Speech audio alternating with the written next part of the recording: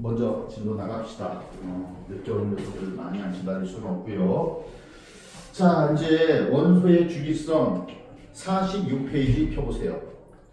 자, 먼저 원소와 주기율표에서 원소는 물질을 이루는 기본 성분입니다. 그죠? 근데 여러분들 중에는 원소하고 원자 구별하는 사람, 구별을 못하는 사람이 많아요.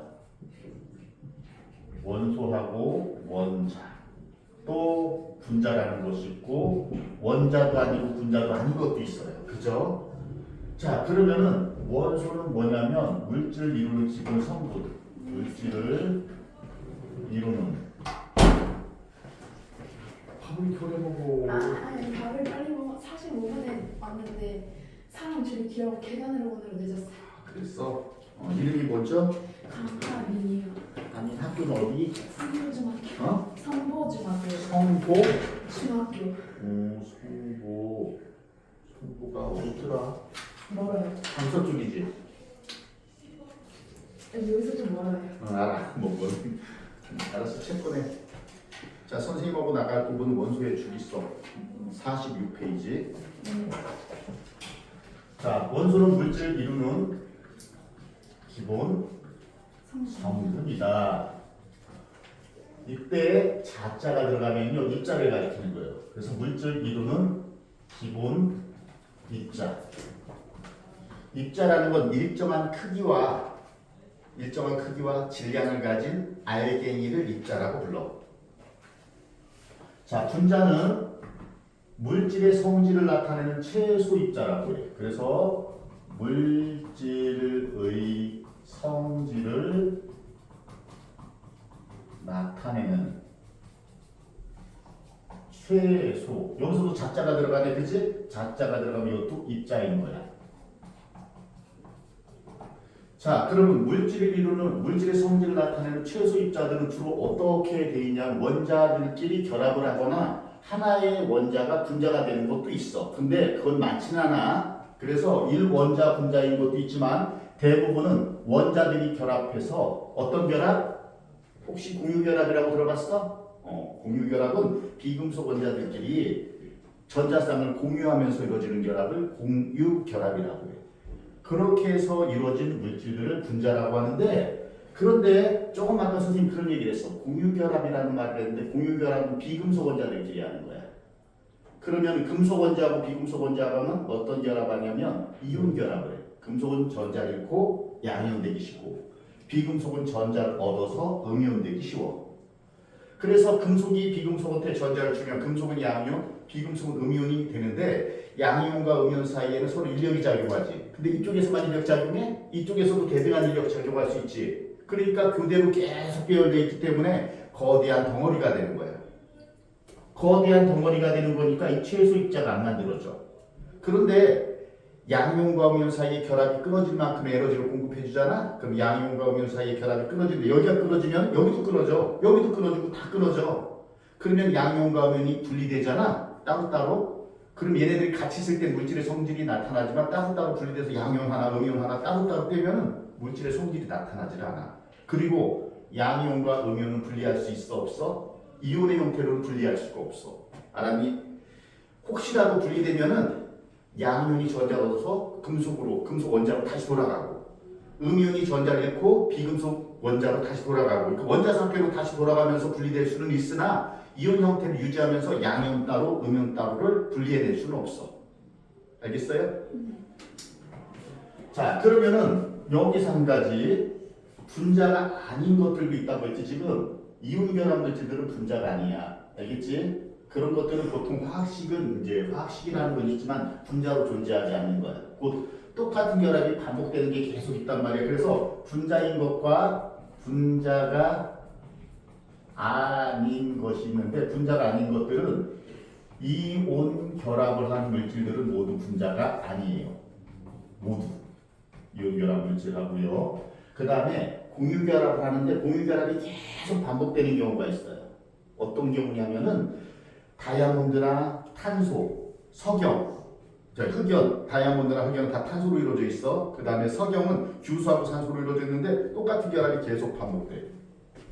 자, SiO2다 그러면 이거 분자처럼 보이잖아? 분자가 아니고 규소 하나 주위에는 산소가 주위에 4개가 공유결합을 해. 그런데 또 이렇게 공유결합이 돼 있어. 그러면 규소마다 주위에 산소가 4개씩 이렇게 있잖아요. 그죠? 여기서도 마찬가지야. 규소가 이렇게 있으면 산소가 4개가 이렇게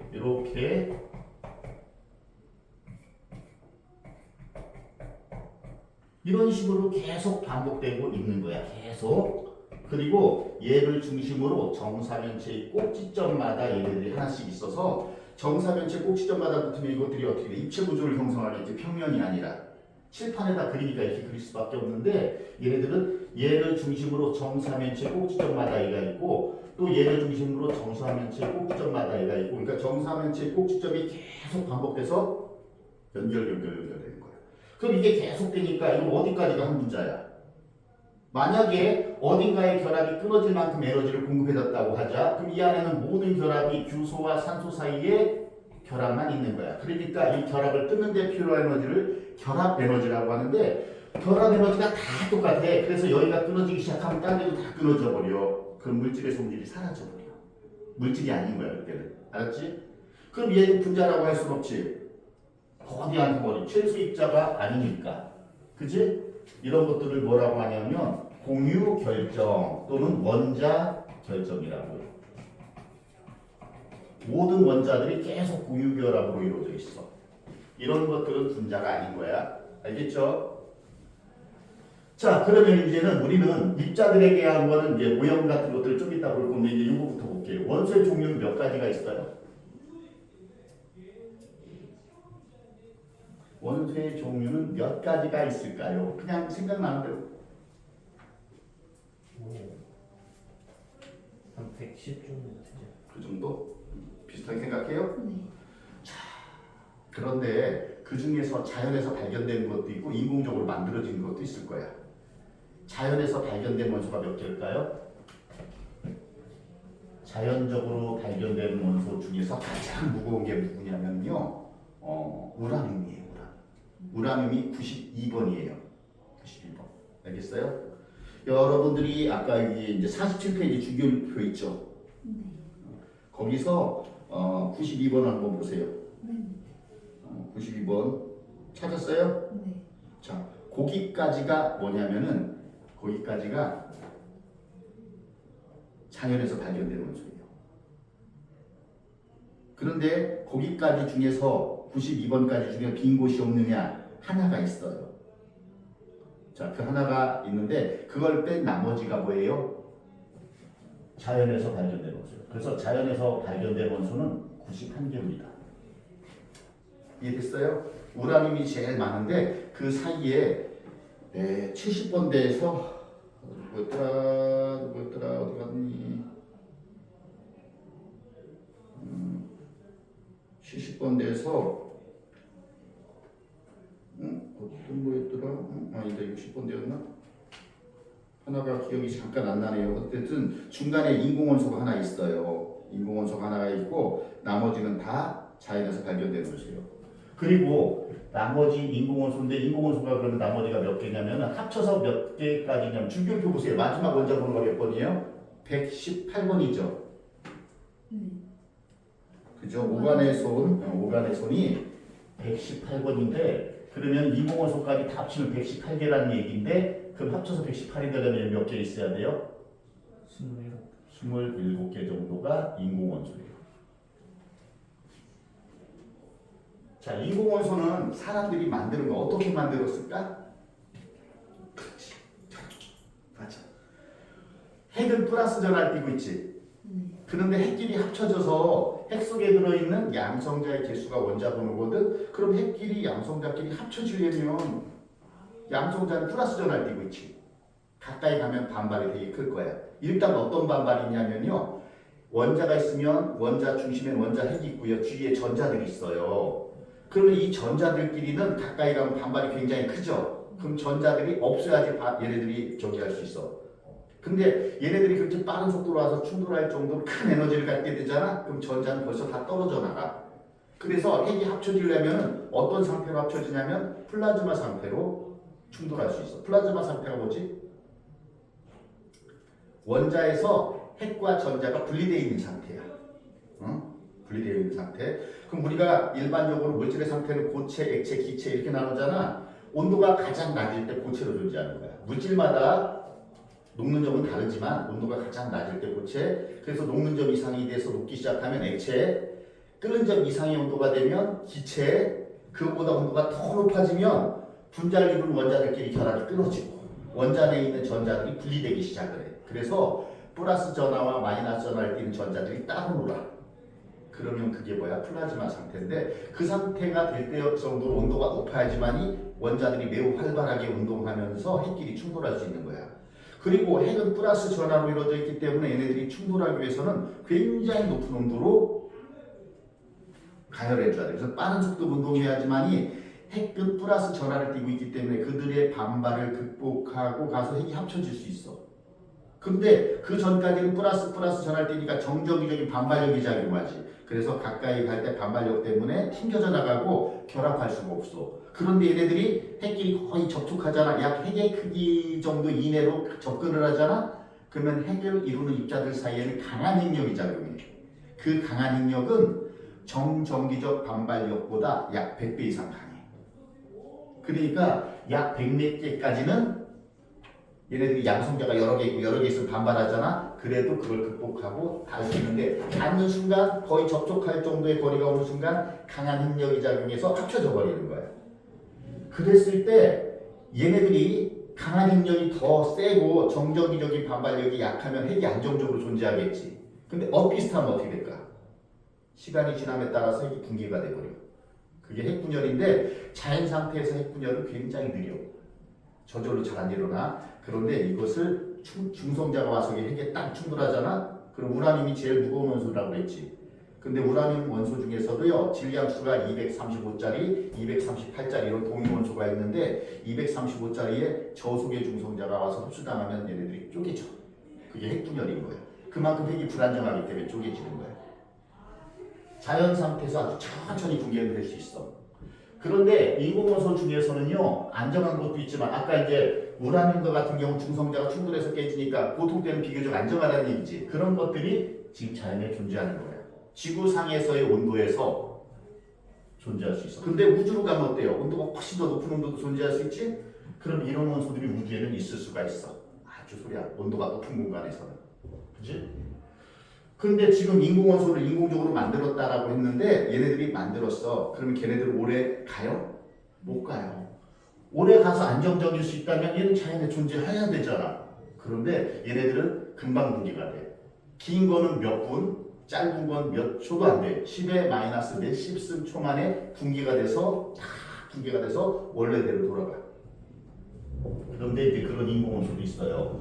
그래서 나중에 이제 이거 원소들을 다시 또 구별할 때 금속 원소 있고요, 비금속 원소가 있고, 준금속 원소가 있고 그래요. 그래서 이렇게 나눌 거예요. 성질을 갖다. 그래서 우리 47페이지 보면 색깔이 있죠. 색깔. 여기 색깔이 노란색이 있어요. 약간 갈색. 얘네들이 뭘까? 금속. 금속이 훨씬 더 많네. 그럼 금속은 어떤 것들이 금속인지는 우리가 알고 있는 것도 있지만 앞으로 금속은 굳이 뭐 자세히 나오지도 않는 거, 잘 나오지도 않는 것까지는 외울 필요는 없고요. 자주 나오는 것들만 기억해 둘 거야. 알았지? 그 다음에 여기 가운데 색깔이 좀 진한 색깔 있죠? 그게 뭐냐면 연두색은 비금속이에요. 근데 가운데 경계에 있는 부분은 색깔이 좀 진하죠? 이걸 준금속이라고 해요. 금속과 비금속의 중간 정도 되는 원소들. 준금속, 세미멘탈이라고도 하고. 자, 그 다음에 이제 비금속들 있죠? 비금속은 색깔이 초록색인 거. 근데 색깔이 없는 것도 있네? 색깔이 왜 없을까? 얘네들은. 색깔이 없으면 얘는 어디 속해? 금속, 준금속, 비금속이라고 해서 색깔별로 돼 있는데 색깔이 없는 거에 대한 설명이 없잖아. 근데 얘는 색깔이 없는 게 4개나 있네? 어디에도 안 속하는.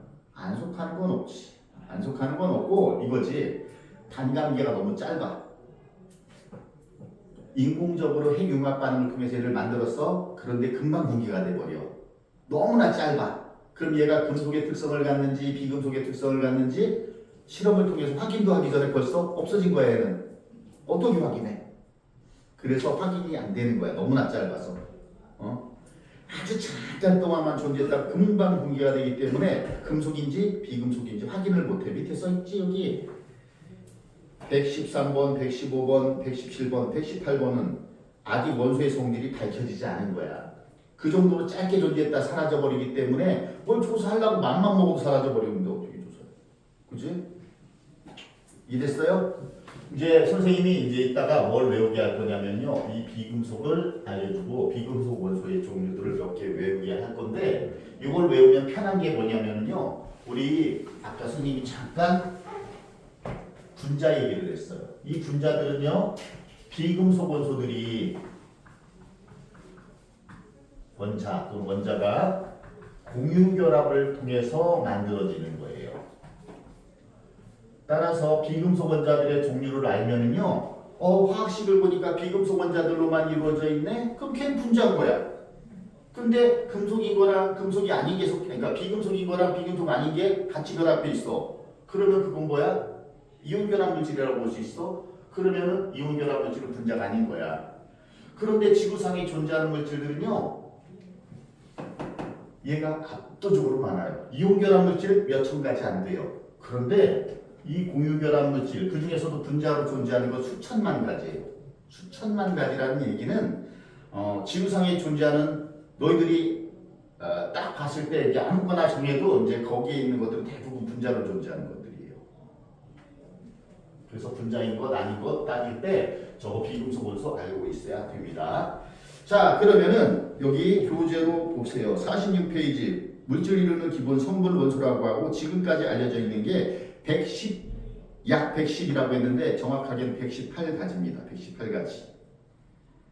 그리고 우리 주변의 물질은 다양한 원소로 이루어져 있다라고 했는데 원소는 성분만을 말하는 거죠. 실제 형태는 이 형태 아니에요. 지구의 대기의 구성 물질 중에서 질소, 산소라고 했는데 이건 원소니까 질소, 원소기호, 산소, 원소기호 이렇게 썼지만 얘는 실제로 분자는 N2, O2 이런 형태로 존재해요. 제일 많은 게 A고요. 그 다음 많은 게 A고요. 그 다음에 아르곤, 그 다음에 이산화탄소예요.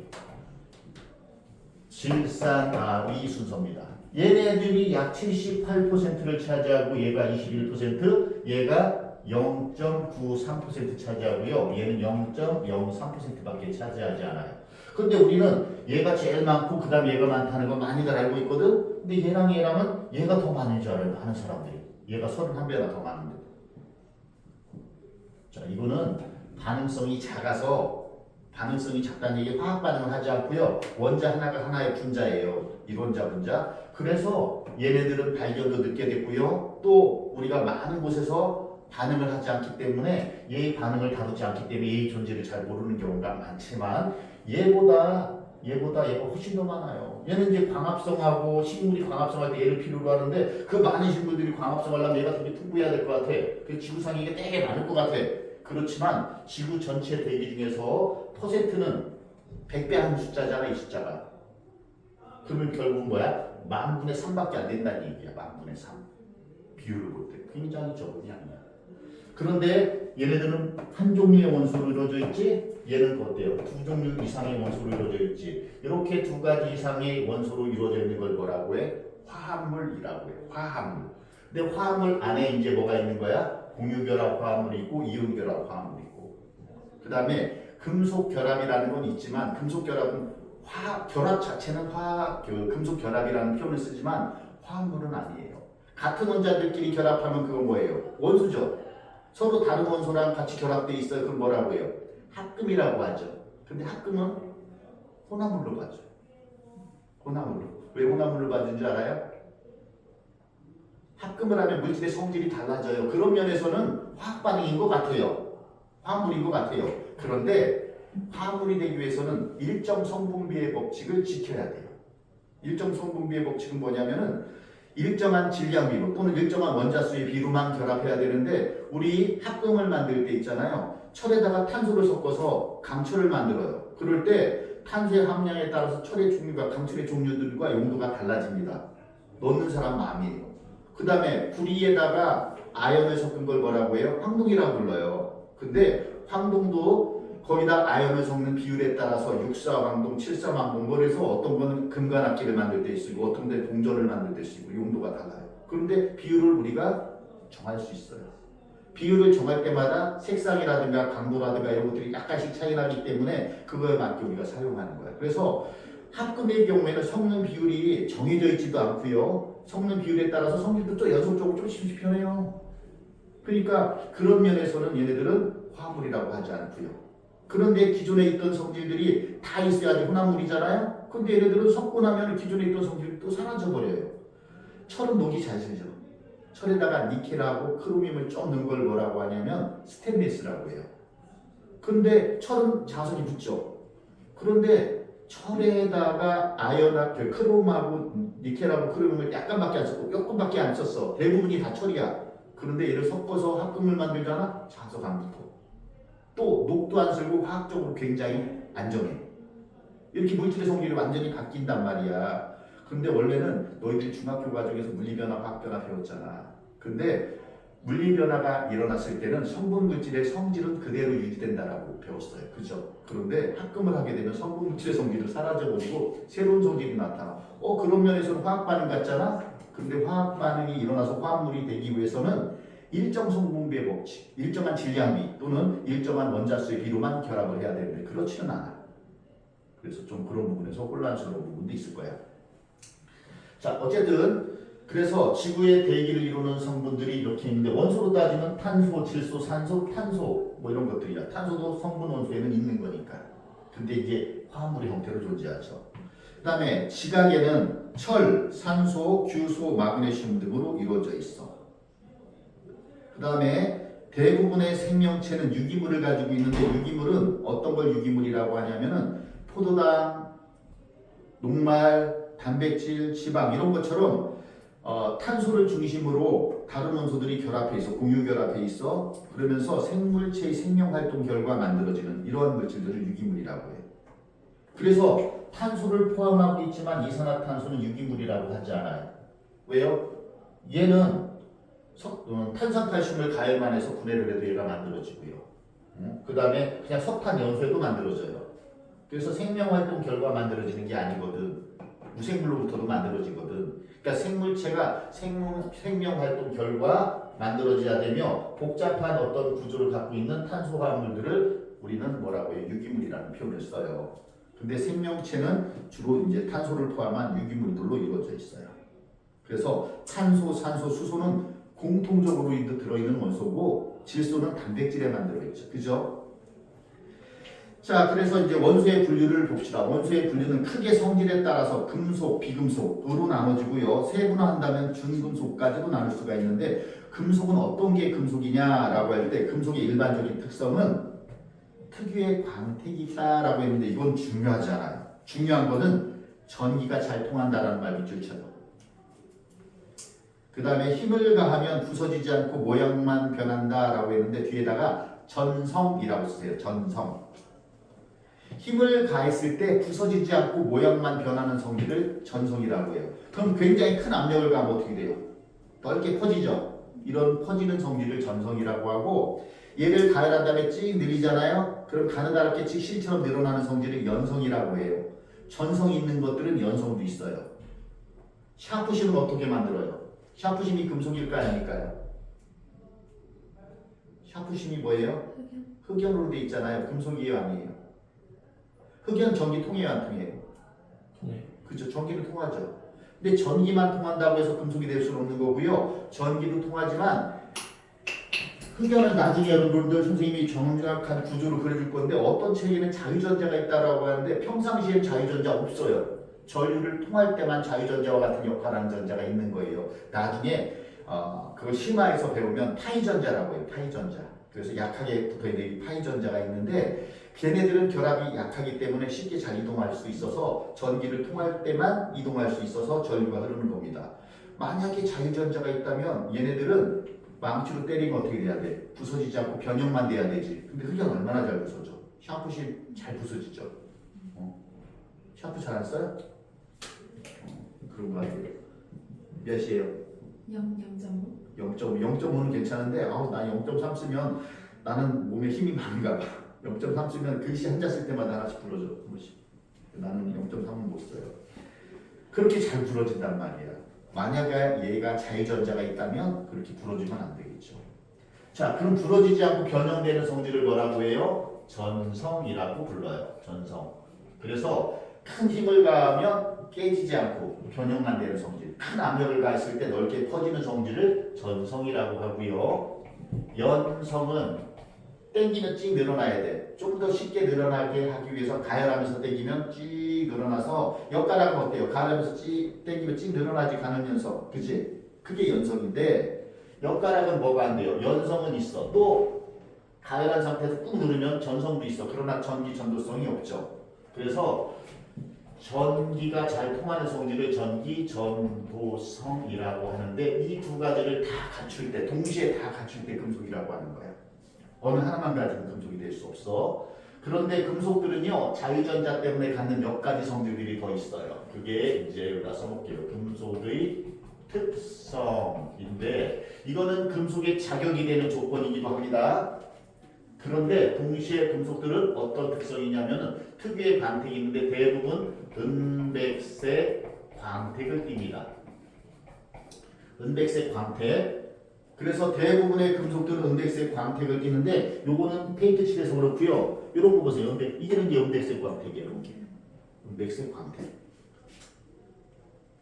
그런데 예외가 있죠. 은백색 광택이 아닌 경우가 있는데 구리는 무슨 색? 붉은색.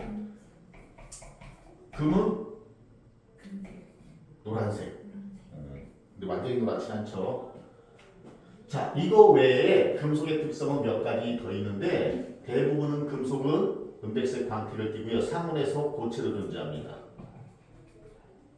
근데 누구만 예외죠? 수은 있죠, 수은. HG가 수은인데 수은은 상온에서 액체입니다. 우리가 일상적으로 생활하는 온도를 상온이라고 하는데 상온에서는 고체고 대부분 금속도 고체로 존재하는데 수은만 액체. 그리고 대부분의 금속은 은백색 또는 은혜색의 광택을 띠는데 구리는 붉은색, 금은 노란색. 자, 그리고 얘가 고체로 존재하는 이유는 녹는 점이 높기 때문이죠. 그래서 여기에다가 녹는 점이 일반적으로 높다라는 말을 따로 빼기도 하지만 녹는 점이 높기 때문에 고체로 존재하는 거예요. 이것이 금속의 특성인데 금속의 특성이 나타나는 이유는 뭐 때문에 그러냐면 자유전자 때문에 나타나는 성질이야. 그래서 실제로 평상시에 자유롭게 움직일 수 있는 자유전자가 있다면 이 자유전자에 의해 나타나는 성질이기 때문에 얘가 있다면 이걸 다 나타내줘야 돼요. 거의. 그죠? 근데 흑연은 여기서 일부 성질은 갖고 일부 성질은 안 가져요. 자유전자는 없어요. 그런데 설명하기 쉽게 하기 위해서 얘가 전기 전도성을 갖는 것을 설명하기 쉽게 하기 위해서 자유전자가 있다라는 표를 쓰는데 흑연은 예외입니다. 흑연은 전기 전도성은 있어요. 비금속 중에서. 그래서 얘는 예외란 말이에요. 예외. 흑연은 예외적으로 전기 전도성이 있지만 금속은 아니라는 것. 그래서 금속의 특성들을 살펴봤어요. 그래서 이제 이걸 기준으로 금속이냐 아니냐를 판단하는 건데 그것이 판단이 안 되는 게 4개가 있다 그랬죠. 안 되는 게 아니라 못한 거라고 했어요. 자, 그러면은 이제 여기서 실온에서의 상태는 수은을 제외하고는 대부분 고체로 존재하고요. 여기서 실온은 몇 도씨를 말해요? 25도? 여러분들 상온이라는 말 들어본 적이 있죠? 또 실온이라는 말 들어본 적이 있죠? 상온은 25도씨를 의미해요. 상온. 실온은 20도씨를 의미합니다. 그러니까 실험실의 일반적인 온도를 실온이라고 해요. 실내 온도. 그래서 20도씨 정도를 실온이라고 하는데 구별 안 할 경우도 있어요. 그런데 좀 더 자세하게 구별하게 되면은 상온은 25도씨. 알겠어요? 그래서 상온 상압하면은 25도씨 일기압을 상온 상압이라고 해요. 그리고 실온은 20도씨를 보통 의미합니다. 자, 그래서 철, 알루미늄, 금 그런 것들이 대표적인 금속들이에요. 근데 철은 공구뿐만 아니라 건물, 교량, 뭐 통신, 아니 뭐죠, 그 교통 뭐 이런데 굉장히 많이 쓰이죠. 그렇죠. 그다음에 알루미늄은 이제 여기서 알루미늄 용기가 나와 있는데 알루미늄 용기뿐만 아니라 알루미늄 포일도 있고요. 그다음에 알루미늄 창틀도 있고요. 금은 우리가 이제 그 휴대폰이라든가 이런 데 회로 기판 이런 데 사용을 합니다. 전기 전도성이 가장 우수하기 때문에. 여기서 전기 전도성 얘기 나왔는데 전기 전도성이 가장 좋은 게 금이에요. 그 다음에 은이에요. 그 다음에 구리, 그 다음에 알루미늄이야. 그래서 전기 전도성을 놓고 여러 가지 금속들을 가지고 전기 전도성이 제일 좋은 놈부터 상을 주기 시작했어. 그래서 금은 금상, 은은 은상, 구리는 동상, 금은 동순서야. 그래서 금은 동이 순서대로 전기 전도성이 제일 좋고 그 다음이야. 알루미늄이 네 번째야. 거기까지는 전기 전도성 기억해 둡시다.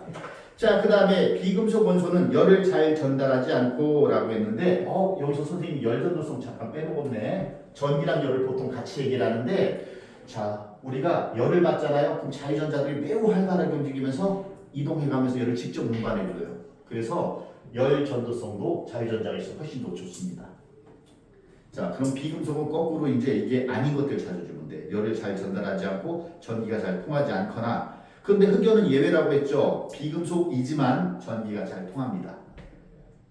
그 다음에 실온에서의 상태는 대부분 기체이거나 고체. 여기서 원소만 말하는 거. 원소, 화학물이 아닌 원소일 때 대부분 원자 번호가 작은 건 기체인 경우가 많고 원자 번호가 크면 고체인 게 많고 중간에 액체인 게 하나 있어요. 그러니까 원소 상태에서 액체 상태인 비금속이 하나 있고요. 그 다음에 금속이 하나 있어요. 액체 상태인 게. 순위 금속 중에서 액체인 거죠. 유일하게요. 상온에서 액체인 것. 금속 중에 얘가 하나. 비금속 중에서는 브로민 하나. 그래서 하나씩 있어요. 자, 그 다음에 이제 밑에 주기율표는 원소의 성질이 주기적으로 나타나도록 만든 표를 주기율표라고 하는데 여기서부터는 선생님이 원자의 구조부터 다시 설명할게요. 여기는 주기율표를 간단하게 이렇게만 설명했는데 요거는 여기만 한번 살펴보고 그 다음에 이제 선생님이 전체적으로 다시 설명할 건데 자, 먼저 봅시다. 자, 주기율표가 어떻게 만들어졌냐면요. 원자 번호 순서대로 나열했을 때 어쩌고저쩌고 이렇게 나왔는데 이거는 이제 결과적인 얘기고요. 자, 원자의 구조를 보면요. 선생님이 저기부터 설명할게요. 기원부터. 자, 물질이 원소들로 이루어져 있다는 걸 알아요. 성분은. 그런데 그것들이 하나하나의 알갱이들의 모임인지 그러니까 우리가 그림을 그릴 때 있잖아요. 연속적인 그림을 그릴 수도 있지만 점유화도 있잖아요. 그러니까 점유화에서 점 하나하나에 해당되는 그 알갱이 하나하나가 이제 원자인 건데 원자들이 그렇게 모여서 그림이 완성이 되듯이 점유화가 그림이 완성이 되듯이 이 점 하나하나가 이제 원자 물질은 그거로 그렇게 이루어져 있다라고 주장한 사람도 있었고 붓으로 한 번에 쭉 그려서 어떤 물체를 그림을 그리듯이 어떤 물체는 다 연결돼 있다, 연속돼 있다라고 믿는 사람도 있어요. 자, 그런데 입자설에 이제 데모크리투스라고 들어봤니? 중학교 때 2학년 때 배웠죠 처음에. 그 사람이 입자성을 최초로 해서 얘기했는데 굉장히 오래된 사람이지. 근데 그 사람은 어떤 실험을 통해서 한 건 아니지. 그 당시에 주장했던 사람들은 다 자신들의 생각 가지고 주장한 거지 어떤 실험을 바탕으로 한 게 아니란 말이야. 대부분이 철학자라고 얘기를 해. 과학자라고 하지 않아. 그런데 이제 근대에 들어서 여러 가지 실험에 의해서 어떤 실험이냐면 자, 질량 보존의 법칙과 이걸 실험적으로 밝혀낸 거예요. 그죠? 그 다음에 일정 성분비 법칙을 실험으로 알아낸 거예요. 그런데 이 실험으로 알아냈는데 이 실험을 설명하려면은 원자들이 입자로 존재해야 돼. 일정한 질량과 크기를 가진 원자로 존재해야 된단 말이야. 그래서 원자는 일정한 크기와 질량을 갖고 있는 동그란 알맹이, 그러니까 동그란 이런 알갱이로 이루어져 있다. 처음에 주장한 사람이 있었어. 이 사람이 뭐냐면은 돌턴인데 돌턴이 원자설을 발표한 거야. 이 두 가지 실험으로 밝혀져서 이 사실은 질량이 보존된다는 것, 그 다음에 일정 성분비, 질량비가 항상 일정하다는 게 밝혀졌는데 그게 왜 그런지를 이론적으로 설명하기 위해서 누가? 돌턴이 원자설을 발표한 거야. 그래서 원자는 단단한 공 모양이다라고 얘기를 했어. 돌턴이. 그러다가 돌턴의 제자인 톰슨에 의해서 전자가 발견된 거야.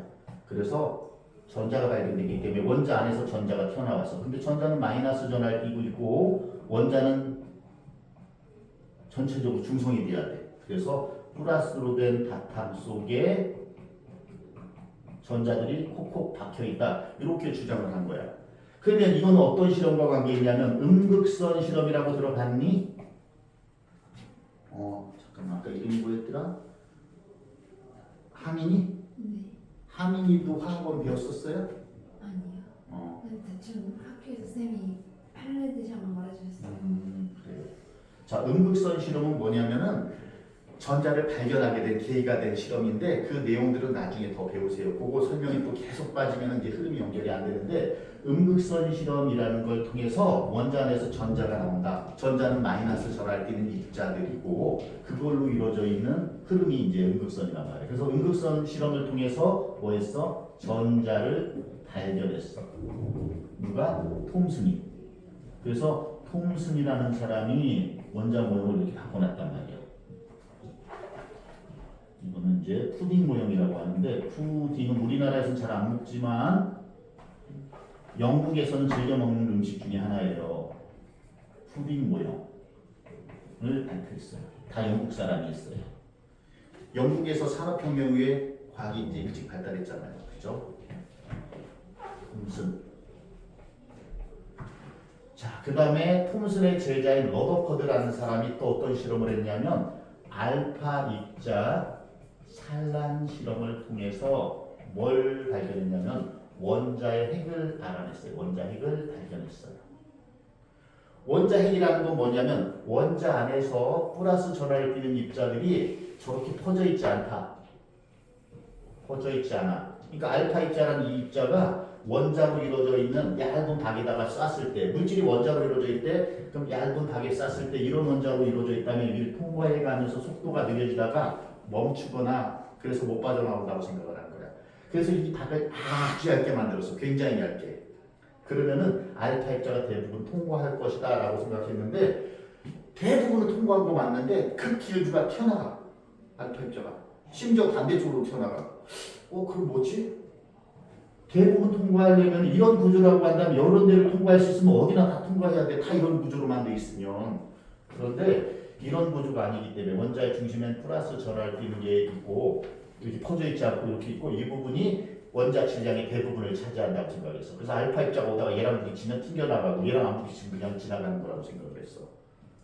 그래서 원자의 중심에는 플러스 전하를 띠는 입자들이 좁은 부분에 모여있다라고 생각한 거야. 이걸 원자 핵이라고 불러.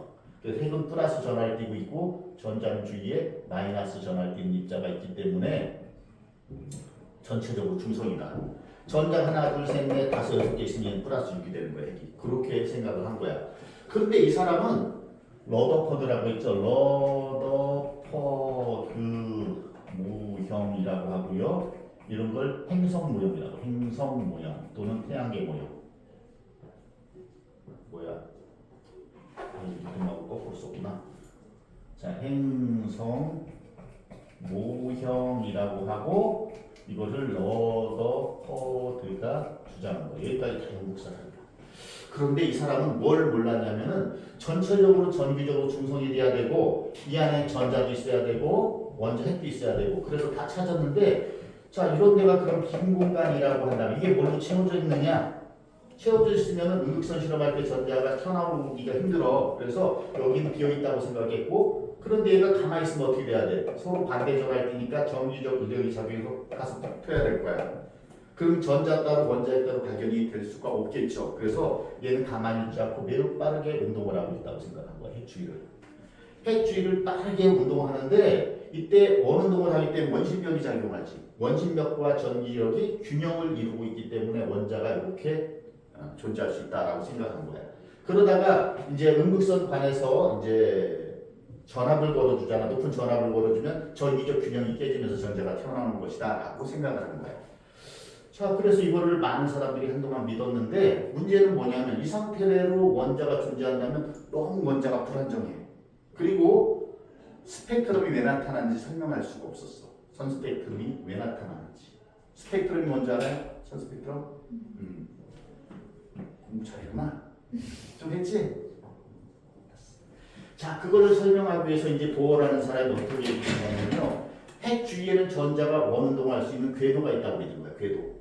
그래서 전자들이 궤도 안에서 운동할 때는 안정하다. 기차가 달릴 때 레일 우유를 달리면 기관사가 딴짓해도 불안하지가 않지. 근데 만약에 기관사가 없이 이제 레일도 없는데 막 기차 막 달리고 있어. 그럼 불안해. 누가 타겠어? 그렇지. 어디로 탈선해서 어디로 갈지 모르잖아. 사고 날 수도 있잖아. 근데 기관사가 없는 기차도요, 레일을 따라서 계속 달립니다. 물론 이게 갈림길이 있어요. 여기 열차 레일도. 그럴 때는 기관사가 옆에서 이것도 해주고, 요즘엔 전자동으로 다 하지만 예전엔 기관사가 이거 조종을 했어요. 어쨌든 레일이 있기 때문에 안정하듯이 전자들도 이 레일 위에서, 곧 궤도 위에서 돌 때는 안정하단 말이에요. 근데 궤도가 하나가 있는 게 아니라 여러 개 있어서 안쪽에 에너지가 낮대. 그걸 에너지 준위라고 해요. 에너지 준위가 낮은 곳에서 전자들이 채워지고 그 다음에 이제 전자들끼리 반발로 인해서 더 이상 못 채워지는 다음 껍질로 넘어가고 그래서 전자들이 이렇게 여러 개의 궤도로 나눠져 있다라고 생각한 거야. 근데 첫 번째 궤도에는 전자가 2개만 들어갈 수 있고 그 다음에는 이 궤도가 작아서 전자끼리 반발이 크니까 2개가 채워진 다음에 다음으로 넘어가서 여기는 8개까지 채워질 수 있다. 하나, 8개 맞죠? 그 다음 8개를 다 채우면 다음 궤도로 넘어가고 이런 식으로 얘기를 한 거야. 이해됐어? 그때 아까 선생님이 이 얘기를 왜 하냐면 주기율표상에서 이 궤도의 개수, 껍질의 개수가 뭐에 해당되는 거냐면 가로줄을 주기라고 해요. 그래서 껍질 하나, 둘, 세 개 있으면 3주기 원소라고 부르는 거야. 알겠어요?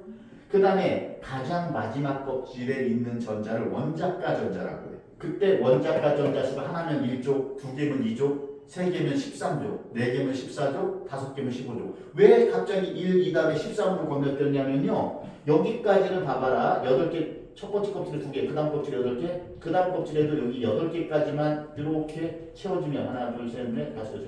그러면 일단은 안정해요. 그러면 다음 껍질로 넘어가요. 근데 다음 껍질로 전자들이 더 들어가다가 그러면은 그만큼 핵의 전하도 커져야 되잖아요. 그러면은 이 4번째 껍질을 채우다 말고 여기에 다시 전자들이 더 들어갈 수 있어. 핵의 전하가 그만큼 커졌기 때문에. 그래서 여기에 10개의 전자가 더 들어갈 수 있게 돼. 그래서 여기까지 다 채워지면 이제 반발이 크니까 또 다음 껍질로 넘어가. 이런 식으로 에너지가 낮은 곳부터 이 안쪽 껍질 에너지가 가장 낮은데 에너지 준위가 낮은 곳부터 차례대로 채워지다 보면은 껍질이 개수가 정해질 거고 마지막 껍질에 들어가는 전자 수가 정해질 거고 그럴 때 첫 번째 껍질은 2개, 그 다음 껍질이 8개, 세 번째 껍질이 8개 채워진 다음에 마지막 껍질, 4번째 껍질에 2개를 채우고 나서 다시 여기까지 8개를 또 채우게 돼. 걔네들이 10개를, 그럼 10개가 또 들어갈 때 18개가 될 거 아니니? 그지? 그래서 1족, 2족 다음에 13족으로 넘어가는 이유는 나중에 안쪽에 채워지는 것들은 3족부터 12족까지 따로 분류를 해. 이거는 나중에 이제 화학원에서 자세히 배울 거야. 그런 것 때문에 이제 1족, 2족, 그 다음에 13, 14, 15, 16, 17, 18족 우리는 주로 배우는데 그게 중요한 원소들이고 우리가 가장 많이 사용하는 원소들이기 때문에 일단은 원자번 20번 이내에 있는 원소들만 주로 배우게 되고 나중에 너희들이 심화해서 더 배우게 되면은 3족부터 12족도 그 사이에 또 들어가는 거고 그거는 20번 밖에 나중에 만들어진 원소들이야. 그래서 이제 어쨌든 3족부터 12족도 나중에 들어가게 돼. 그래서 여러분들이 이제 가장 마지막 껍질에 전자가 하나 있으면 1족, 2개 있으면 2족, 3개 있으면 13족으로 넘어가. 3이 아니라. 그것은 이제 그럼 3족은 언제 나와요? 그거는 여기 껍질에 이제 그 세 번째 껍질에 다시 10개가 채워져서 10개가 채워지는 과정에서 중간에 들어가잖아요. 그러니까 네 번째 껍질이 일부 전자가 있는데 중간에 여기 하나씩 들어가는 원소들이 뭐라고 하냐면 전이 원소라고 해요. 그러면 얘는 중간에 하나씩 들어가도 마지막 껍질의 전자 수는 똑같을 거 아니에요. 그죠? 그러면 이 마지막 껍질에 있는 전자들이 화학적 성질을 결정하는 거야. 그러니까 여기 중간에 하나씩 더 들어가도 마지막 껍질에 있는 전자 수가 다 똑같으면은 화학적 성질이 다 비슷하겠지. 그것을 뭐라고 하냐면 전이 원소라고 해요. 그러니까 전형 원소가 있고요.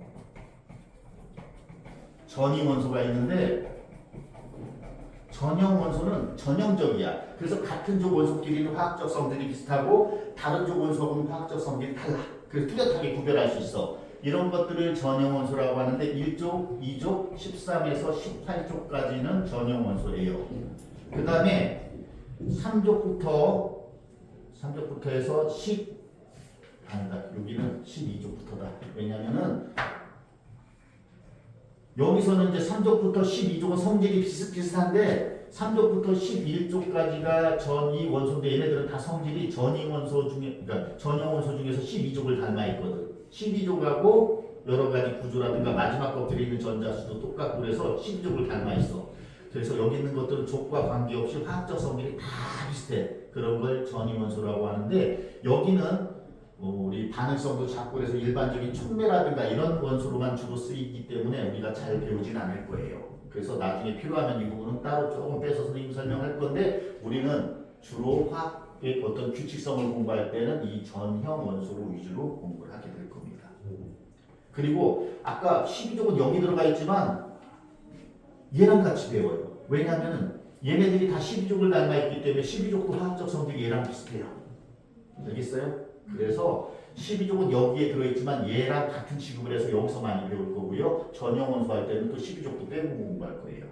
알겠죠? 그래서 우리는 당분간은 1족, 2족, 그 다음에 13부터 18족까지 공부할 건데 그것은 마지막 껍질인 전자가 몇 개냐. 하나 있을 때 1족, 두 개 있을 때 2족, 세 개 있으면 13족, 네 개 있으면 14족. 그렇게 넘어가는 거예요. 그래서 마지막 껍질에 있는 전자가 몇 개냐가 족을 결정하는 거고요. 껍질 수가 몇 개냐가 주기를 결정하는 겁니다. 이런 생각을 한 사람이 누구냐면요. 보호라는 사람이에요. 보호가 왜 이런 생각을 하게 됐냐면 이거 발견된 이후에 과학자들이 늘 불안해. 이렇게 해가지고 원자가 안정적이지를 못해요. 그래서 원자의 안정성에 대해서 의심을 받았어요. 저 모델로 설명할 수가 없어. 그리고 자 여기서 이리로 가거나 이쪽으로 갈 때는 아까 그랬지 선생님이 각각의 궤도마다 에너지 높낮이, 에너지 중이라는 게 있어요. 그런데 여기서 에너지가 낮은 곳을 먼저 채우고 밖으로 나가야 돼. 근데 안쪽이 비어 있을 때는 여기 있는 전자가 안으로 들어갈 때는 에너지를 방출하고 또 안쪽에 있는 전자가 에너지를 흡수해서 밖으로 나갈 때는 에너지를 흡수하고 그때 궤도와 궤도 사이의 에너지 크기는 정해져 있기 때문에 나갈 때는 흡수할 수 있는 양이 정해져 있어. 여기서 일로 나갈 때 흡수할 수 있는 양, 여기서 일로 나갈 때 흡수할 수 있는 양, 여기서 일로 나갈 때 흡수할 수 있는 에너지 크기가 다 달라. 에너지 크기가 다르기 때문에 파장도 달라지는 거야. 그렇게 얘기한 거야. 그래서 선 스펙트럼이 왜 나타나는지를 설명할 수가 여기서는 없었거든. 이걸 설명하기 위해서 가정을 한 거야. 보호는 가정을 통해서 어떤 실험을 한 게 아니라 가정을 통해서 원자 모형을 이렇게 발표를 한 거야. 그리고 나서 현재는 더 발달되어 있는데 우리는 원자 모형을 이해하기 쉽기 때문에 보호 모형으로 많이 이해를 해요. 그런데 실제로 오늘날 과학이 더 발달해서 이 전자들이 입자라서 이 주위를 이렇게 도는 게 아니라 나중에 우리는 빛의 이중성이 있듯이 빛의 이중성은 빛은 입자의 성질도 있고 파동의 성질도 있어요. 그게 발표된 이후에 물질도 그러면은 입자들의 모임인 입자성만 있는 게 아니라 파동성도 띄지 않을까. 그래서 물질파라는 게 나왔어요. 드브로이파가 물질파인데 물질도 파동의 형태로 존재하는데 질량이 작을수록 파동성이 뚜렷하대. 그래서 전자와 같이 질량이 작은 입자의 경우에는 파동성이 나타나기 때문에 지금 입자의 경우는 어느 궤도에서 어디에 있는지 위치와 에너지의 크기를 정할 수가 있어요. 입자의 경우에는. 그런데 크기가 작은 전자와 같은 경우에는 파동성도 나타내지기 때문에 어느 위치에서 어떤 에너지를 가지고 있는지를 알 수가 없어요. 그래서 보호가 말한 이 궤도상에서 여기가 이제 보호가 말한 궤도에 여기서 발견될 확률이 높고 그 다음에 이 사이에서는 발견될 확률이 낮거나 없어져요. 주위에는 아까 얘기. 그래서 이 보호가 말한 궤도는 전자가 발견될 확률이 가장 높은 그런 껍질일 뿐이지 여기서만 발견되는 게 아니야. 보호에서는 이 궤도 상에서만 발견된다고 생각한 거예요, 전자가. 그런데 이 주위에서 발견될 확률이 높긴 하지만 여기서 벗어나면 발견의 확률이 급격히 떨어지고 이 안으로 들어와다가도 전자들이 발견될 확률이 낮아지다가 다시 높아지는 부분이 있어. 그래서 전자들이 발견될 확률이 올라갔다가 낮아지고 올라갔다가 낮아지고 그런데 이런 데는 어때? 전자가 발견될 수 없는 곳이란 말이야. 그럼 이런 데를 하나의 껍질로 가지는 거야. 그래서 여기서도 껍질 얘기는 나오지만 여기서 보호가 말한 궤도 모형, 이거 궤도 모형이라고 쓰는 게 낫겠다. 궤도 모형, 이거는 이걸 가정을 해서 설명을 하게 될 건데 이 궤도 모형이 이제 보호의 모형이라면 오늘날은요 보호가 말하는 이 궤도상에서 전자가 발견될 확률이 높다라는 이런 모델을 뭐라고 하냐면 오비탈이라고 해요. 현대는 오비탈이라고 해서 전자들이 발견될 확률 분포로만 나타낼 수 있을 뿐 전자들이 어디서 어떤 형태로 존재하는지는 어떤 운동을 하는지는 설명할 수가 없다라는 이론이에요. 그런데 이걸로 하면 너무 복잡하고요. 이건 나중에 화학원에서 일부는 배우겠지만 이 그리는 것도 불편하고요. 시간도 오래 걸리는데 아직 선생님이 이거를 제대로 표현을 못할 정도로 찍고 있는데도 팔만 아파요. 시간도 오래 걸리고. 그래서 이거는 나중에 이제 더 이해하기 쉽게 또 이제 자세하게 이것만 따로 설명을 할 거고요. 지금은 여기까지를 공부할 건데 여기서 주기랑 족이 나왔기 때문에 얘기한 거예요. 그래서 주기는 주기율표상에서 가로줄이야. 주기율표 여기 옆에 있잖아. 47페이지에서 이 가로줄이 주기인데 몇 주기까지 있냐면 7주기까지 있어요. 밑에 있는 거 두 줄은 뭘까요? 이거는 자 57번부터 71번까지는 6주기에 속해 있는 거야. 근데 한 칸, 3족 한 칸에 들어있어야 돼. 그게 그럼 쭉 벌어져야 되겠지. 그럼 글씨가 너무 작아져. 그래서 따로 뺐은 거야. 그리고 그걸 란타논족이라고 해. 악틴족은 7주기 원소 중에서 7주기 원소 중에서 여기 라듐이 몇이에요? 88이죠. 뒤에 89번부터 103번까지가 그 줄에 다 들어가야 되는 거야. 그러니까 결국은 7주기 원소들인 거야. 알겠지? 그래서 가로줄은 전자 껍질수랑 일치하며 7주기까지 있어. 자, 세로줄을 족이라고 하는데 세로줄을 족이라고 하는데 1족부터 18족까지 있는데 1족, 2족, 그 다음에 12부터 18족까지는 전형 원소라고 해요. 3족부터 11족까지가 전이 원소인 거야. 이해됐어요? 무슨 말인지? 그런데 우리는 어떤 규칙성을 갖고 있는 원소들이 전형 원소예요. 규칙성을 갖고 있어서 우리는 규칙을 공부할 때 전형 원소 위주로 공부할 거고요. 전이 원소는 지네들만의 족과 관계없이 다 비슷한 성질을 띠는데 지네들만의 또 특징이 있으니까 그건 나중에 따로 기회가 되면 배울 건데 이 통합과학에서는 다루지 않습니다. 전이 원소는. 알았죠? 자, 그러면 됐고요. 이제 47페이지로 들어가서 개념 쏙쏙이 있죠. 여기만 빨리 풀고 쉴게요. 자, 개념 쏙쏙에서 자, 물질 이론 기본 성분 더 이상 다른 물질로 분해되지 않는 것을 뭐라고 한다? 원소라고 한다. 여기서 다른 물질로라고 했어. 다른 입자로 하면 틀려 맞아. 틀려요. 왜냐면은 원자 안에는 더 작은 입자들이 있어요. 그죠? 원자가 분해되면 그 안에 있는 전자도 있고요. 양성자도 있고 중성자도 있고 핵도 있잖아요. 그래서 여기서는 물질이라고 했어요. 다른 물질로. 다른 물질로 분해를 했을 때 다른 물질이 돼야 되고 또 다른 성질이 어떤 성질을 갖는 물질이 돼야지만이 분해된 거예요. 그거는 다른 물질로. 그래서 이거는 원소라고 할 수 있고요. 그 다음 2번. 원소는 열을 잘 전달하고 전기가 잘 통한다. 그럼 금속 원소 얘기네요. 그죠? 실온에서 금속 원소는 대부분 고체 상태이며 주기율표상에서 비금속 원소는 주로 오른쪽에 있다. 오른쪽 위쪽에 있죠. 그죠? 비금속은. 자, 그 다음에 3번 다음 중 비금속 원소를 있는 대로 고르시오. 근데 이거는 보류. 이따가 선생님 다시 정리 한번 쫙 해줄 겁니다. 자, 그 다음에 4번 주기율표에 대한 설명으로 옳은 번호, 옳지 않은 건 X표를 하시오. 주기율표에 대한 주기율표상에서 원소들의 원자 번호 순서대로 나열되어 있다. 자, 그래서 이거는 아까 좀 이따 선생님이 여기서 얘기는 안 했는데 주기율표상에서 이렇게 정리된 거는 처음에는 원자량 순서로 정의를 했었는데 그러다 보니까 불규칙한 것이 나타나. 규칙이 안 맞는 부분이. 그래서 모질리라는 사람에 의해서 양성자 수 순서대로 다시 배열된 건데 양성자 수가 원자 번호가 되는 거야. 그것도 다시 정리 좀 이따 해줄게요. 자, 어쨌든 맞는 말입니다. 2번 주기율표의 가로줄을 주기, 세로줄을 족이라고 한다. 가로 7주기, 세로 18쪽까지 있어요.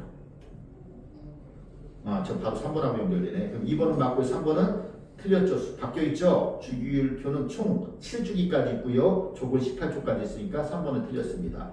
4번 같은 족에 속한 원소들은 화학적 성질이 비슷하다라고 했는데 이거는 부분적으로 맞는 말이죠. 어떤 거에만 맞아요? 전형 원소에만 맞는 말이야. 전형 원소는 같은 족 원소끼리는 화학적 성질이 비슷하고 다른 족 원소하고는 뚜렷하게 구별이 돼. 그게 전형 원소인데 전이 원소는 족과 관계없이 다 12족 닮아 있어. 얘네들은 다. 알겠죠? 좋아요. 그러면 잠시 쉬었다가 쉬는 시간 알죠? 딱 10분 쉬었다가 다시 이제 뒤에 연결해서 들어갈게요. 자, 쉬세요.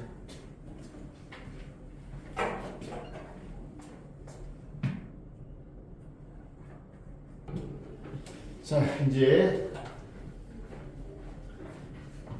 입장으로 넘어가서 이제 여기서 48페이지로 들어갈 건데 여기서 이제 알카리 금속하고 할로젠하고 이제 뭐 여러 가지 특징들이 나오는데 그 전에 선생님이 좀 정리해 줄 게 있어.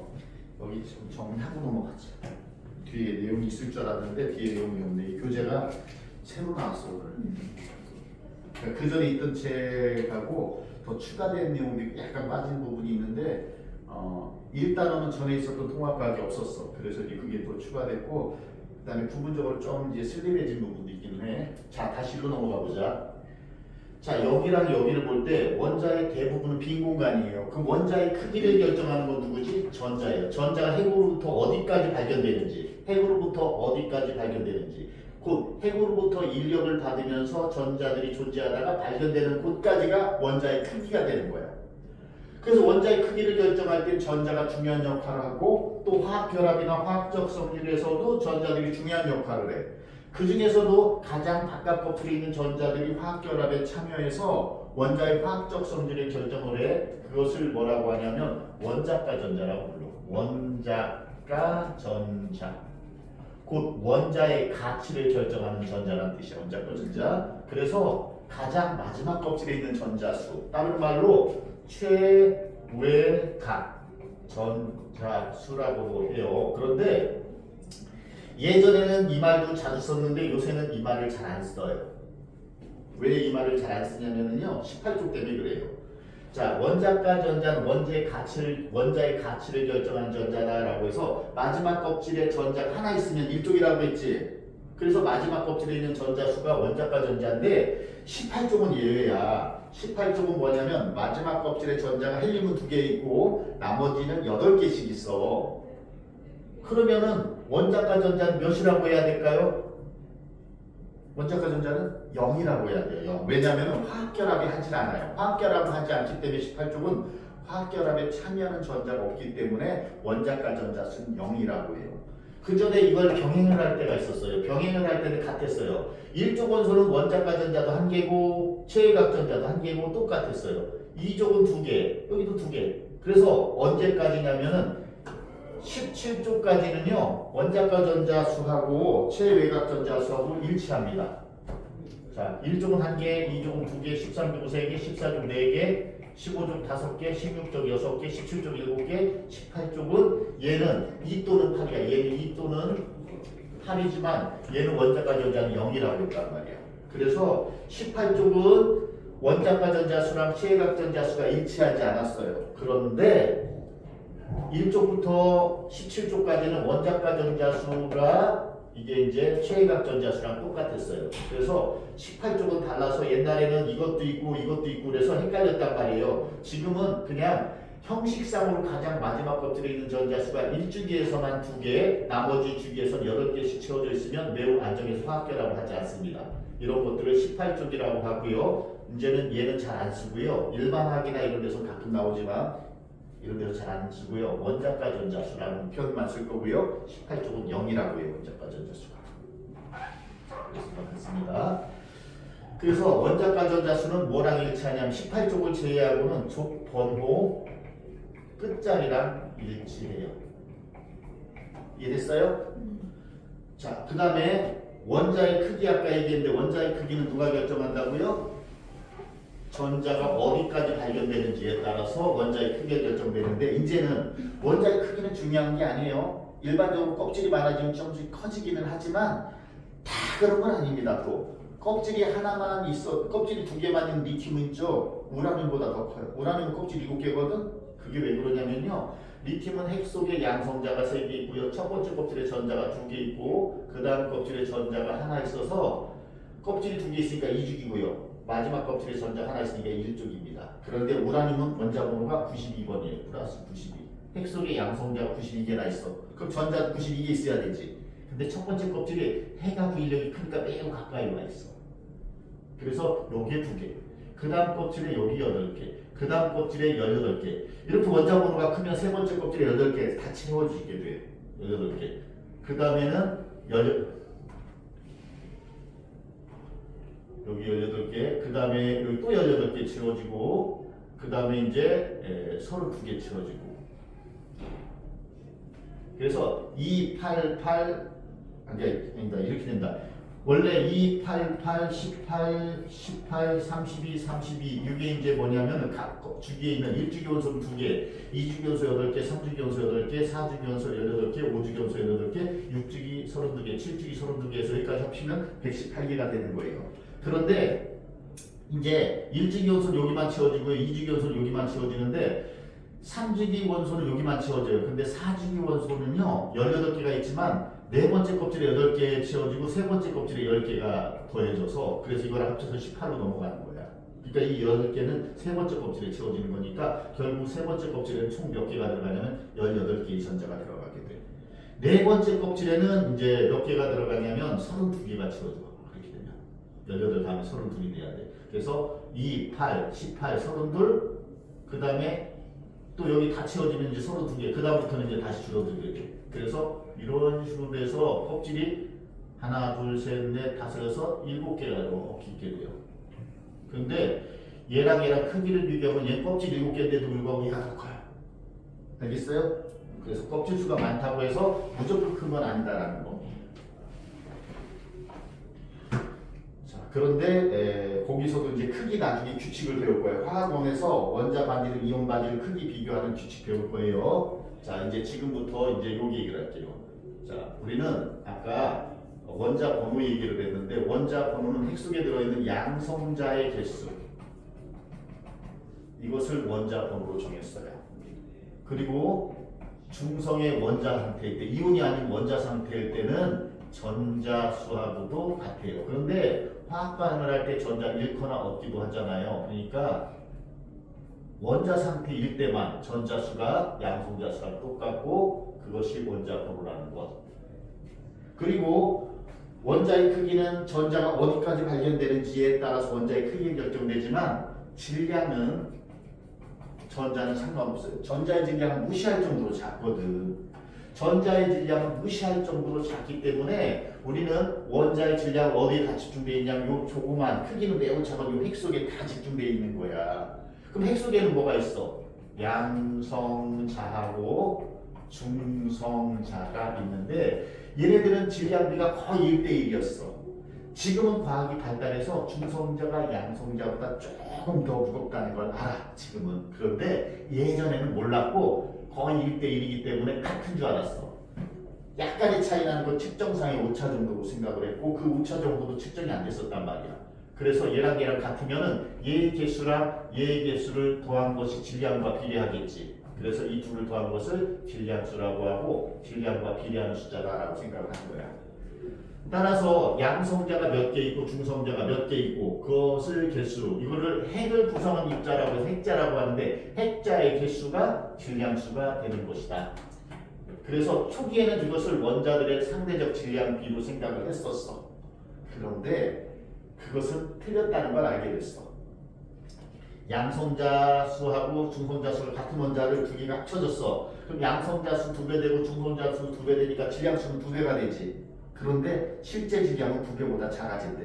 왜냐면요, 우리가 원자들의 핵끼리 합쳐질 때 에너지가 방출되지. 그 에너지는 어디서 나왔느냐면 질량의 일부가 에너지로 전환된대. 그래서 질량이 줄어들게 돼. 그래서 델타 M이라고 해서 질량을 영어로 매스라고 해요. M이라고 쓰는데 델타가 붙으면 변화량이야. 질량의 변화. 그걸 질량 결손이라고 불러요. 여기에다가 광속의 제곱을 준 것이 에너지로 전환되는 것이래. 그러면 양성자 수하고 중성자 수가 똑같은 두 개의 원자 핵이 충돌해서 핵이 합쳐지면 분명 양성자의 개수도 2배, 중성자의 개수도 2배가 돼서 질량수는 2배가 되지만 그 사이에 에너지가 방출되고 질량의 일부가 에너지로 전환됐기 때문에 질량은 줄어들어야 돼. 그러니까 얘는 실제 질량비가 될 수 없지. 그래서 나오게 된 게 뭐냐면 원자량이라는 거예요. 그러면 이 원자량이 원자들의 실제 질량비인 거야. 근데 얘는 비율이기 때문에 그 값을 얼마로 정하기 위해서 기준이 필요하지. 그 기준이 뭐냐면 질량수. 이거 원소기호인데 여기가 이제 질량수를 표시하는 거야. 원소 표시고에서. 그래서 질량수 12짜리 탄소. 탄소는 원자번호가 6번이기 때문에 원소 표시법에 의해서는 여기다가는 원자번호 또는 양성자수를 쓰고 여기는 질량수를 써. 여기서 이거 뺀 게 중성자의 개수야. 이것을 12.002라고 정하고 이걸 기준으로 해서 비교해서 정한 상대 질량, 비교한 상대적인 질량이 원자량이야. 그럼 실제 질량이 아니기 때문에 단위가 있어 없어? 단위가 없어. 그래서 얘네들은 실제 질량이 아니라 비교한 상대적인 질량이기 때문에 단위가 없어요. 그리고 아주 초기에만 얘를 원자의 상대적 질량처럼 썼지만 정확하게는 이게 이제 원자의 상대적 질량이고요. 이거는 그럼 지금은 필요가 없느냐? 아니에요. 여전히 필요합니다. 언제 필요하냐면 이거는요. 동위 원소를 구별할 때 쓰입니다. 동위 원소를 구별할 때. 무슨 말이냐면 선생님이 탄소를 이렇게 표현했는데 질량수 12짜리 탄소도 있지만 13짜리 탄소도 있어요. 그럼 얘랑 얘랑 뭐가 달라요? 원소기호가 탄소면 다 6번이거든요. 그럼 양성자의 개수는 똑같아요. 근데 여기서 이거 뺀 게 중성자라고 했지. 얘는 중성자가 7개, 얘는 중성자가 6개 있어. 중성자 수가 달라. 얘는 똑같아. 그래서 화학적 성질은 똑같고 전자수도 똑같아. 얘가 같으니까. 그래서 화학적 성질은 똑같은데 얘가 달라. 얘가 다르기 때문에 질량수도 다르고 상대적인 질량의 원자량도 달라요. 그래서 이것은 동위 원소를 구별하기 위해서 보통 질량수를 쓸 뿐이에요. 그리고 정밀한 계산이 아니라면 많은 원자에서 동위 원소 중에서 존재 비율이 가장 높은 원자의 질량수가 얘네들의 원자량으로 거의 비슷한 값을 갖기는 합니다. 물론 소수 저 뒤에서 조금 차이는 나지만 그래도 의미는 정확하게 알아야 되잖아요. 그 차이를. 그래서 질량수는 단순히 핵 속에 들어있는 양성자의 개수와 중성자의 개수를 더한 숫자일 뿐 질량과 직접적인 관계는 없다. 그 다음에 원자량은 얘랑 크기는 비슷하지만 이것은 원자들의 상대적인 질량비란 말이야. 질량, 상대적 질량. 그래서 얘는 기준이 변하면 달라져. 기준에 따라서. 알겠죠? 자, 그러면 이제 48페이지로 돌아가서 알카리 금속 볼게요. 이제 알카리 금속은 주균구상에서 수소를 제외한 일족 원소. 수소는 금속이 아니죠. 비금속이에요. 그러니까 그걸 뺀 나머지 리튬, 나트륨, 칼륨, 루비듐 이런 것들을 일족 금속이라고 하는데 일족에 있는 금속을 알카리 금속이라고 해요. 왜 이런 표현을 썼을까요? 얘네들은 금속의 일반적인 성질은 다 가져요. 전기 전도성과 열 전도성 좋고 전성 연성도 있고 음백색 광택을 띠고 그래서 금속을 분류를 했어요. 그런데 얘네들은 물과 반응을 잘해서 염기성이 돼요. 근데 여러분 염기란 말 알아요? 염기 산염기 할 때 염기? 물에 잘 녹는 염기를 알칼리라고 불러요. 근데 얘네들은 금속인데도 물에 잘 녹아요. 물과 반응을 해서 잘 녹고 수소기체가 나가고 남은 용액은 염기성이 되거든. 그래서 알칼리 금속이라는 별명이 붙은 거야. 알칼리 금속은 금속 대표야. 금속 대표. 밑에 할로젠 있죠? 얘는 비금속 대표야. 금속은 어떤 성질인지 아까 얘기했잖아요. 거기서 그 특성이 가장 뚜렷한 거야. 금속 대표. 비금속은 그러면 반대의 성질이 있잖아요. 그것들이 가장 뚜렷한 게 비금속 대표. 그래서 할로젠은 비금속 대표. 금속은 전자를 잃고 양이되기가 쉬워요. 그래서 일족 원소들은 대부분 전자 하나를 잃고 플러스일까 양이온이 되기 쉬운 것들. 근데 반대로 할로젠은요 음이온되기가 쉬워요. 전자 하나를 얻어서 마이너스일까 음이온되기가 쉬워요. 그래서 그런 것부터 달라요. 어쨌든 얘도 금속이니까 은백색 광택을 띠죠. 실온에서 고체인 건 맞죠? 이거는 금속의 일반적인 특성이에요. 얘만의 특성은 아닙니다. 그런데 2번 다른 금속에 비해서 밀도는 작고 칼로도 쉽게 잘리는 무른 금속이에요. 왜냐하면요 알칼리 금속은요 같은 주기 원소 중에서 반지름이 제일 커요. 자 이게 리튬이라면 베릴륨, 붕소, 탄소, 질소, 산소 이런 식으로 갈수록 점점 작아지는데 비금속끼리는 작아져도 조금씩 작아져서 그 차이가 별로 눈으로는 안 보일 정도로 조금씩 작아지는데 금속에서 리튬에서 베릴륨으로 넘어갈 때 1쪽에서 2쪽으로 넘어갈 때 크기가 확 줄어들어. 그런데 얘는 원자번호가 몇 번이야? 3번이고 4번이야. 핵 속의 양성자가 플러스 3이고 얘는 플러스 4야. 핵의 크기가 작단 말이야. 그러니까 전자를 끌어당기기 힘도 약하겠지. 그래서 전자들이 핵으로부터 멀리 떨어져 있어. 근데 얘는 핵의 전하량이 더 커졌으니까 전자를 더 세게 끌어모을 거 아니야? 그래서 크기가 작아진단 말이에요. 그래서 크기는 얘가 더 크단 말이야. 근데 여기서 차이가 커요. 근데 여기서 차이가 크다가 갈수록 점점 차이가 줄어드는 이유는 왜 그러냐면 여기서 이제 플러스 5, 플러스 6, 플러스 7, 플러스 8 핵의 전하가 늘어나고 있지. 근데 전자들도 점점 많아져서 전자들 사이에는 여기서 원자과 전자 하나 있었는데 여기 2개 있고 여기는 3개 있고 여기는 4개 있고 여기 5개 있고 그러다 보면 원자과 전자 사이 거리가 가까워지니까 전자끼리 반발도 커지지 점점. 그러니까 핵의 전하량이 커져서 얘네들을 가까이 모았어 전자들을. 근데 전자들끼리 반발이 커지니까 다시 늘어나서 차이가 별로 없는 거야. 조금씩 줄어들어. 근데 얘는 어때요? 하나 있을 때는 같은 껍질에 있는 전자들 중에 반발하는 전자가 없다가 또 하나가 있으면 이게 반발하겠지. 또 하나가 있으면 반발이 더 커지지. 반발은 조금씩 커지는데 전자끼리 멀리 떨어져 있잖아. 그러니까 전자끼리 반발의 기여도는 작은데 핵은 중심부에 있고 핵으로부터 핵이 조금씩 커져도 인력이 많이씩 커져요. 전자들끼리 반발은 상대적으로 줄어들고 인력이 더 커졌기 때문에 더 많이씩 줄어드는 거야. 이해됐어요? 그래서 반지름이 보통 이래요. 이쪽은 컸다가 점점 이렇게 작아져요. 그러면 얘네들은 같은 주기에서 반지름이 제일 크네? 그런데 얘네들은 원자 번호 순서대로 볼 때는 원자 번호가 제일 작아요. 같은 주기에서는. 그런데 원자 번호랑 원자량은 일치하지 않아요. 불규칙한 데가 몇 군데는 있어요. 그러나 대체적으로 일치해요. 그래서 원자 번호가 커질수록 무거워지는 거예요. 일반적으로, 대체적으로. 이 118개의 원소 중에서 원자 번호 순서랑 원자량 순서가 바뀌는 경우 세 군데밖에 없어. 아카콘이 돼요. 아르곤, 칼륨 순서 바뀌어. 원자량으로. 그 다음에 코발트하고 니켈이 바뀌어. 텔루로하고 아이오딘이 바뀌어. 그럼 이 118개 중에서 그 순서가 일치하지 않은 건 세 군데밖에 없고요. 대부분 원자 번호가 커지면 더 무거워지는 거야. 근데 얘는 질량은 더 커지는데 크기는 작아지니까 밀도가 크겠지. 그럼 얘는 어때요? 같은 중에서 제일 큰데 질량은 제일 작아. 원자량. 그러니까 밀도가 작은 건 당연하지. 그래서 밀도는 작아. 밀도는 작으면 자 금속들은요.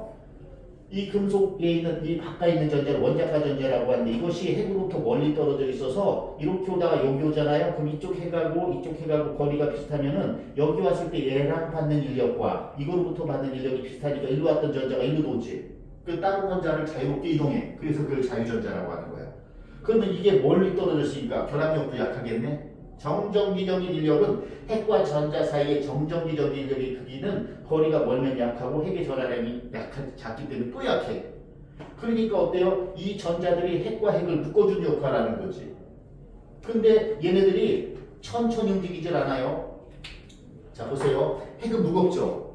무거운데 서로 반발해서 멀어지려고 약간 맘먹어. 그냥 맘만 먹어. 근데 지나가다가 전자가 이 사이를 지나가게 되면 거리를 가까우니까 전기력이 더 세지게 다시 끌어모으지. 그래서 다시 끌려가려고 해. 근데 질량이 크니까 가속도가 작겠지. 질량이 클수록 가속도는 작아. 그래서 방향을 바꿔 살짝 가까이 가려고 해. 그러면 얘들끼리 또 반발 때문에 멀어지지. 다시 이제 가까이 가다가 멀어지려고 할 때 전자가 또 들어와서 또 모아줘. 그러니까 얘는 제자로 진동만 한단 말이야. 이해됐어? 근데 어쨌든 전자가 이 두 개 핵을 묶어주는 역할을 하는데 이 전자가 멀리 떨어져 있기 때문에 인력이 약하니까 어때야 돼? 잘 끊어지겠지. 그래서 칼로도 쉽게 잘릴 정도로 물러는 금속인 거예요. 됐어요? 자, 그래서 다른 금속에 비해서 밀도도 작고 칼로도 쉽게 잘릴 정도로 무른 금속이다. 자, 반응성이 크다라는 말이 있는데 반응성이 왜 클까 생각해보자. 반응성이 왜 클까? 자, 얘네들은 핵과 전자 사이 거리가 멀기 때문에 전자들을 다른 놈이 가져간다라고 하면 쉽게 가져갈 수 있지. 그러니까 전자를 쉽게 잃어버리면 얘가 이제 따로 떨어져 나가서 양면이 되겠지 이제는. 그지? 그래서 양면기가 쉬운 거야. 그래서 반응성이 큰 거야. 됐죠? 그 다음에 반응성이 커서 물과도 반응을 잘하고 산소하고도 반응을 잘합니다. 그것은 학교 시험에서 많이 나와요. 관련된 식 알아둬야 되겠죠. 이제는 중복되는 이걸 이제 웬만큼 지우고 자, 알칼리 금속 중에서 나트륨이 비교적 구하기 쉽고 싸요. 리튬은 어때요? 히토류라고 하죠. 배터리 만들 때 쓰이죠. 이것 때문에 이제 중국하고 막 이제 자원 전쟁을 일으키고 있는 거예요. 근데 얘는 어디 많아요?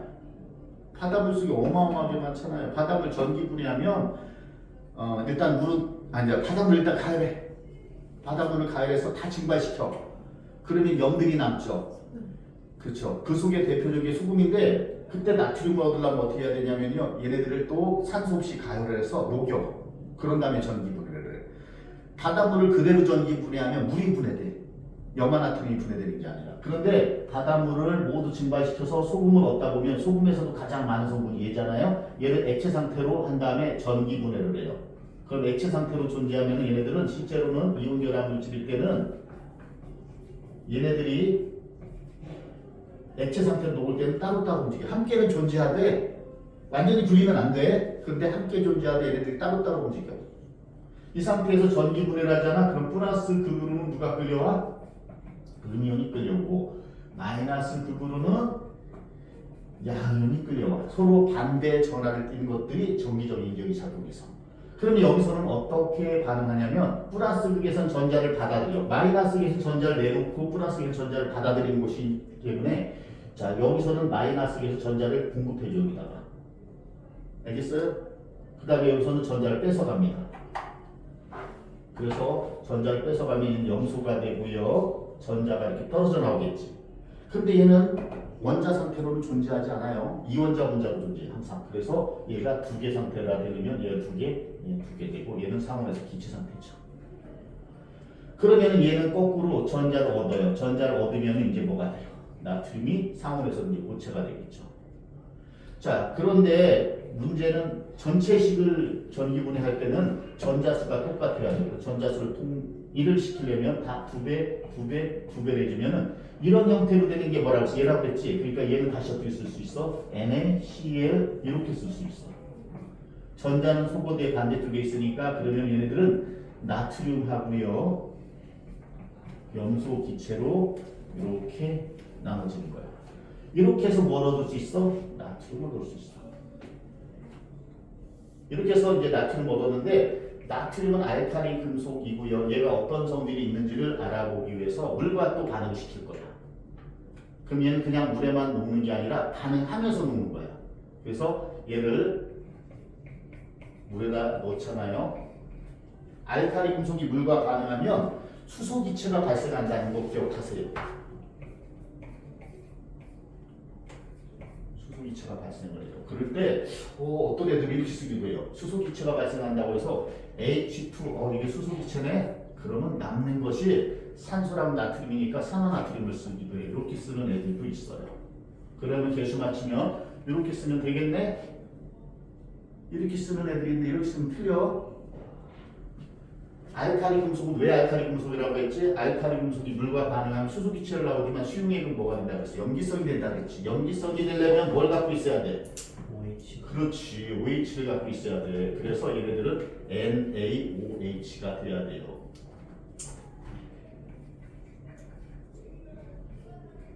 자, NaOH, 그러니까 수용액 속에 수산화 이온을 가지고 있을 때 염기성을 띠는 거야. 알칼리 금속이 물과 반응하면 수소 기체가 발생하고 염기성이 돼야 돼. 그러기 위해서는 얘 두 개 만나서 이렇게 되면은 식은 맞지. 개수 맞추는 것도 어렵지는 않아요. 근데 개수 맞추는 건 나중에 또 연습하기로 하고 중요한 것은 알칼리 금속이 물과 반응할 때 수소 기체가 나오고 수용액은 염기성이 된다는 사실을 외워주세요. 그래야지만 여러분들이 식을 쉽게 쓸 수 있어요. 이해됐어요? 그래서 알칼리 금속과 물의 반응에서는 이제 나머지 알칼리 금속은 이의 위치만 바꾸면 돼. 얘가 리튬이면 여기도 리튬, 칼륨이면 여기도 칼륨. 그것만 바뀌면 돼요. 그래서 이거는 알칼리 금속과 물의 반응 기억해 두세요. 기억하고 쓸 수 있어야 됩니다. 알겠죠? 자, 그 다음에 또 한 가지. 알칼리 금속은 공기 중에 있는 산소랑도 쉽게 잘 반응을 합니다. 그래서 나트륨이 공기 중에서 산소하고 반응을 할 겁니다. 그러면은 나트륨은 이온일 때 플러스일까 양이온이죠. 산소는 이가 음이온이야. 그러면 얘는 플러스일까 산소는 마이너스일까잖아요. 만날 때 몇 대 몇으로 만나냐면 화물은 전기적으로 중성이 돼야 돼요. 그럼 이온의 전화만 볼 때 1대 2잖아요. 그럼 2대 1로 만납니다. 이해됐어요? 그러면 전체적으로 중성이 되니까 위에 전화는 쓰지는 않습니다. 그리고 1은 생략하죠. 이게 나트륨과 산소의 반응에서 만들어지는 산화나트륨의 화학식이야. 이거 정해지는 거야 이렇게. 근데 이제 개수를 맞출 때는 제일 복잡한 걸 먼저 맞추고 그 다음에 단순한 걸 순서. 얘가 제일 복잡하니까 얘한테 맞춰야 돼요. 그런데 그 다음에 복잡한 게 누구야? 얘는 원자만 하나 있죠. 얘 원자 두 개가 붙어 있죠. 얘가 복잡하니까 얘랑 얘를 먼저 맞춰주기 위해서 여기다 2배를 해주면 산소 원자수 맞았어요. 얘가 제일 단순하죠. 얘를 마지막에 맞춰주면 되는데 나트륨 원자 4개잖아요. 이렇게 써주면 돼요. 이게 뭐냐면은 알칼리 금속과 산소와의 반응이에요. 자, 여기서 한 가지 알아둬야 될 게 있어요. 얘는 금속이죠.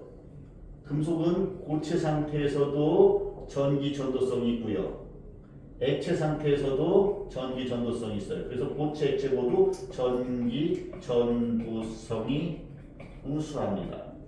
그런데 얘는 어떤지 봅시다. 얘는 고체 상태에서는 이거 얘들 없었어. 상온에서는 얘는 고체로 존재해. 모든 이온 결합 물질들은 다 고체야. 모두 고체인데 얘는 고체에서는 전기 전도성이 없어요. 그러다가 가열해서 액체가 되잖아요. 전기 전도성이 있어요. 얘는 전기 전도성이 없고 얘는 있어요. 그리고 얘는 은백색 광택을 띠잖아요. 금속이니까 금속 산화물은 이온 결합 물질입니다. 광택 사라져버려요. 자유전자가 없어지니까 자유전자 때문에 갖는 성질이 사라져버려요. 자, 그렇게 해서 지금 선생님하고 알칼리 금속의 성질을 한번 정리를 해봤는데 알칼리 금속은 이와 같이 얘는 호돈소 물질이에요. 근데 이 화물 안에서 다 플러스일까의 양형 형태로 결합해 있는 거야. 그래서 전자 하나를 있고 플러스일까의 양형 4개씩이고요. 얘네들은 물과도 격렬하게 반응이 일어나고 공기 중에 있는 산소하고도 매우 빠르게 일어나서 칼로가 딱 자르잖아요. 순간적으로 은백색 광택이 있다가 곧 사라지면서 뿌옇게 변해요. 자, 이제 할로젠으로 갑시다. 할로젠은요 17쪽 원소를 할로젠이라고 불러요. 플로린, 염소, 브로민, 아이오딘. 나중에 여러분들이 족별로 다 외우게 할 거야 선생님이. 근데 지금은 1쪽하고 17쪽만 외워요. 1쪽하고 17쪽. 그래서 1쪽 원소는 수소를 제외한 나머지 1쪽 원소를 알칼리 금속이라고 해. 자, 1쪽 원소는 어떤 것이 있는지 한번 정리를 해볼까요? 이건 간단하게 1쪽 원소는 수리나가. 자, 여러분들 수능 며칠 안 남았죠? 수능에서 수학을 뭐라고? 수리 영역이라고 하지. 자, 수리 영역이 나가면 공부하기 얼마나 편하겠어. 공부할 양이 반으로 줄걸? 그치? 그래서 모든 수험생들이 바라는 건 수리가 나갔으면 좋겠어. 수리나가. 이게 1쪽 원소야. 첫 번째 소원 수리나가 수소, 리튬, 나트륨, 칼륨. 그런데 얘는 금속이 아니기 때문에 알칼리 금속에서는 리튬, 나트륨, 칼륨. 뒤에 루비듐도 있는데 그건 필요하면 안 해도 돼. 자, 그 다음에 17쪽 원소. 17쪽. 자, 17쪽 원소는 플로린, 염소, 브로민, 아이오딘이 있어. 모두 이원자 분자로 존재하지만 어쨌든 원소의 종류는 이거야. 풀밭의 염소 부화, 브로민 아이오딘인데 보아로 발음한 거야. 풀밭의 염소 부화. 그래서 플로린, 염소, 브로민, 아이오딘이 있어요. 그런데 얘는 실온에서 모두 2개의 원자가 결합한 이원자 분자로 존재해. 그래서 이렇게 원자 상태로 있지 않고 이렇게 이런 형태로 존재합니다. 그리고 요 2개는 기체, 액체, 고체로 존재해요. 기체, 액체, 고체. 그것은 공유결합 물질들은 분자량이 커질수록 분자 사이 인력이 커지는데 얘는 분자량이 작고 좀 더 커지고 더 커져서 여기까지는 분자 간 인력이 좀 약해서 기체로 존재하는데 얘는 인력이 더 커져서 액체가 되고 얘는 더 커져서 고체가 되는 거예요. 그래서 얘네들은 이원자 분자로 존재하고요. 모두 독성을 띱니다. 독성. 그 다음에 특이한 색깔을 띈다라고 했는데 특이한 색깔을 띈다라고 하는 왜 안 가르쳐줬지? 자, 내가 가르쳐줄게. 자, 요거는 뭐냐면요 담황색 기체예요. 담황색 기체. 근데 얘는 잘 안 나와요. 실제로 기체 상태는 다루다가 위험하기 때문에 잘 안 나와요. 그다음에 얘는 황록색 기체예요. 근데 얘네들은 다른 거랑 색깔 때문에 종종 나오는데 얘도 잘 다루진 않아요. 독성 있다고 그랬죠, 다 모두. 그래서 취급하다 흡입하면 위험하기 때문에 잘 다루지 않는데 실험에서는 이 두 가지를 많이 다룹니다. 근데 색깔이 얘네들하고 헷갈리지 말라고 알아둬야 돼요. 이 황록색 얘네들은 적갈색 액체입니다. 적갈색 액체. 적자가 붉은 적자죠. 붉은 갈색, 붉은 벽돌색처럼. 그리고 액체 상태로 존재해요. 아이오딘은 보라색. 옛날에는 흑자색이라고 했는데 흑이라는 게 어두운 보라색이라는 뜻이야. 어두운 검은 흑자에다가 작은 보라색 자자야. 그래서 흑자색 하면 어두운 보라색이라고 하는데 요새는 그런 표현 잘 안 쓰기 때문에 그냥 보라색이라고 하고 고체라고 알아두세요. 자, 특유의 색깔을 띈다라고 했는데 여기서 시험에 나오면 제일 많이 나오는 게 요 세 가지예요. 세 가지. 그래서 나는 이거 외우기 싫다를 말해도 되는 그 대신에 염소, 브로민, 아이오딘은 황록색, 적갈색, 보라색, 기체, 액체, 고체 순서대로 이렇게 두면 돼요. 됐죠? 그 다음에 얘네들은 반응성이 커서 알칼리 금속과는 뭐를 해요?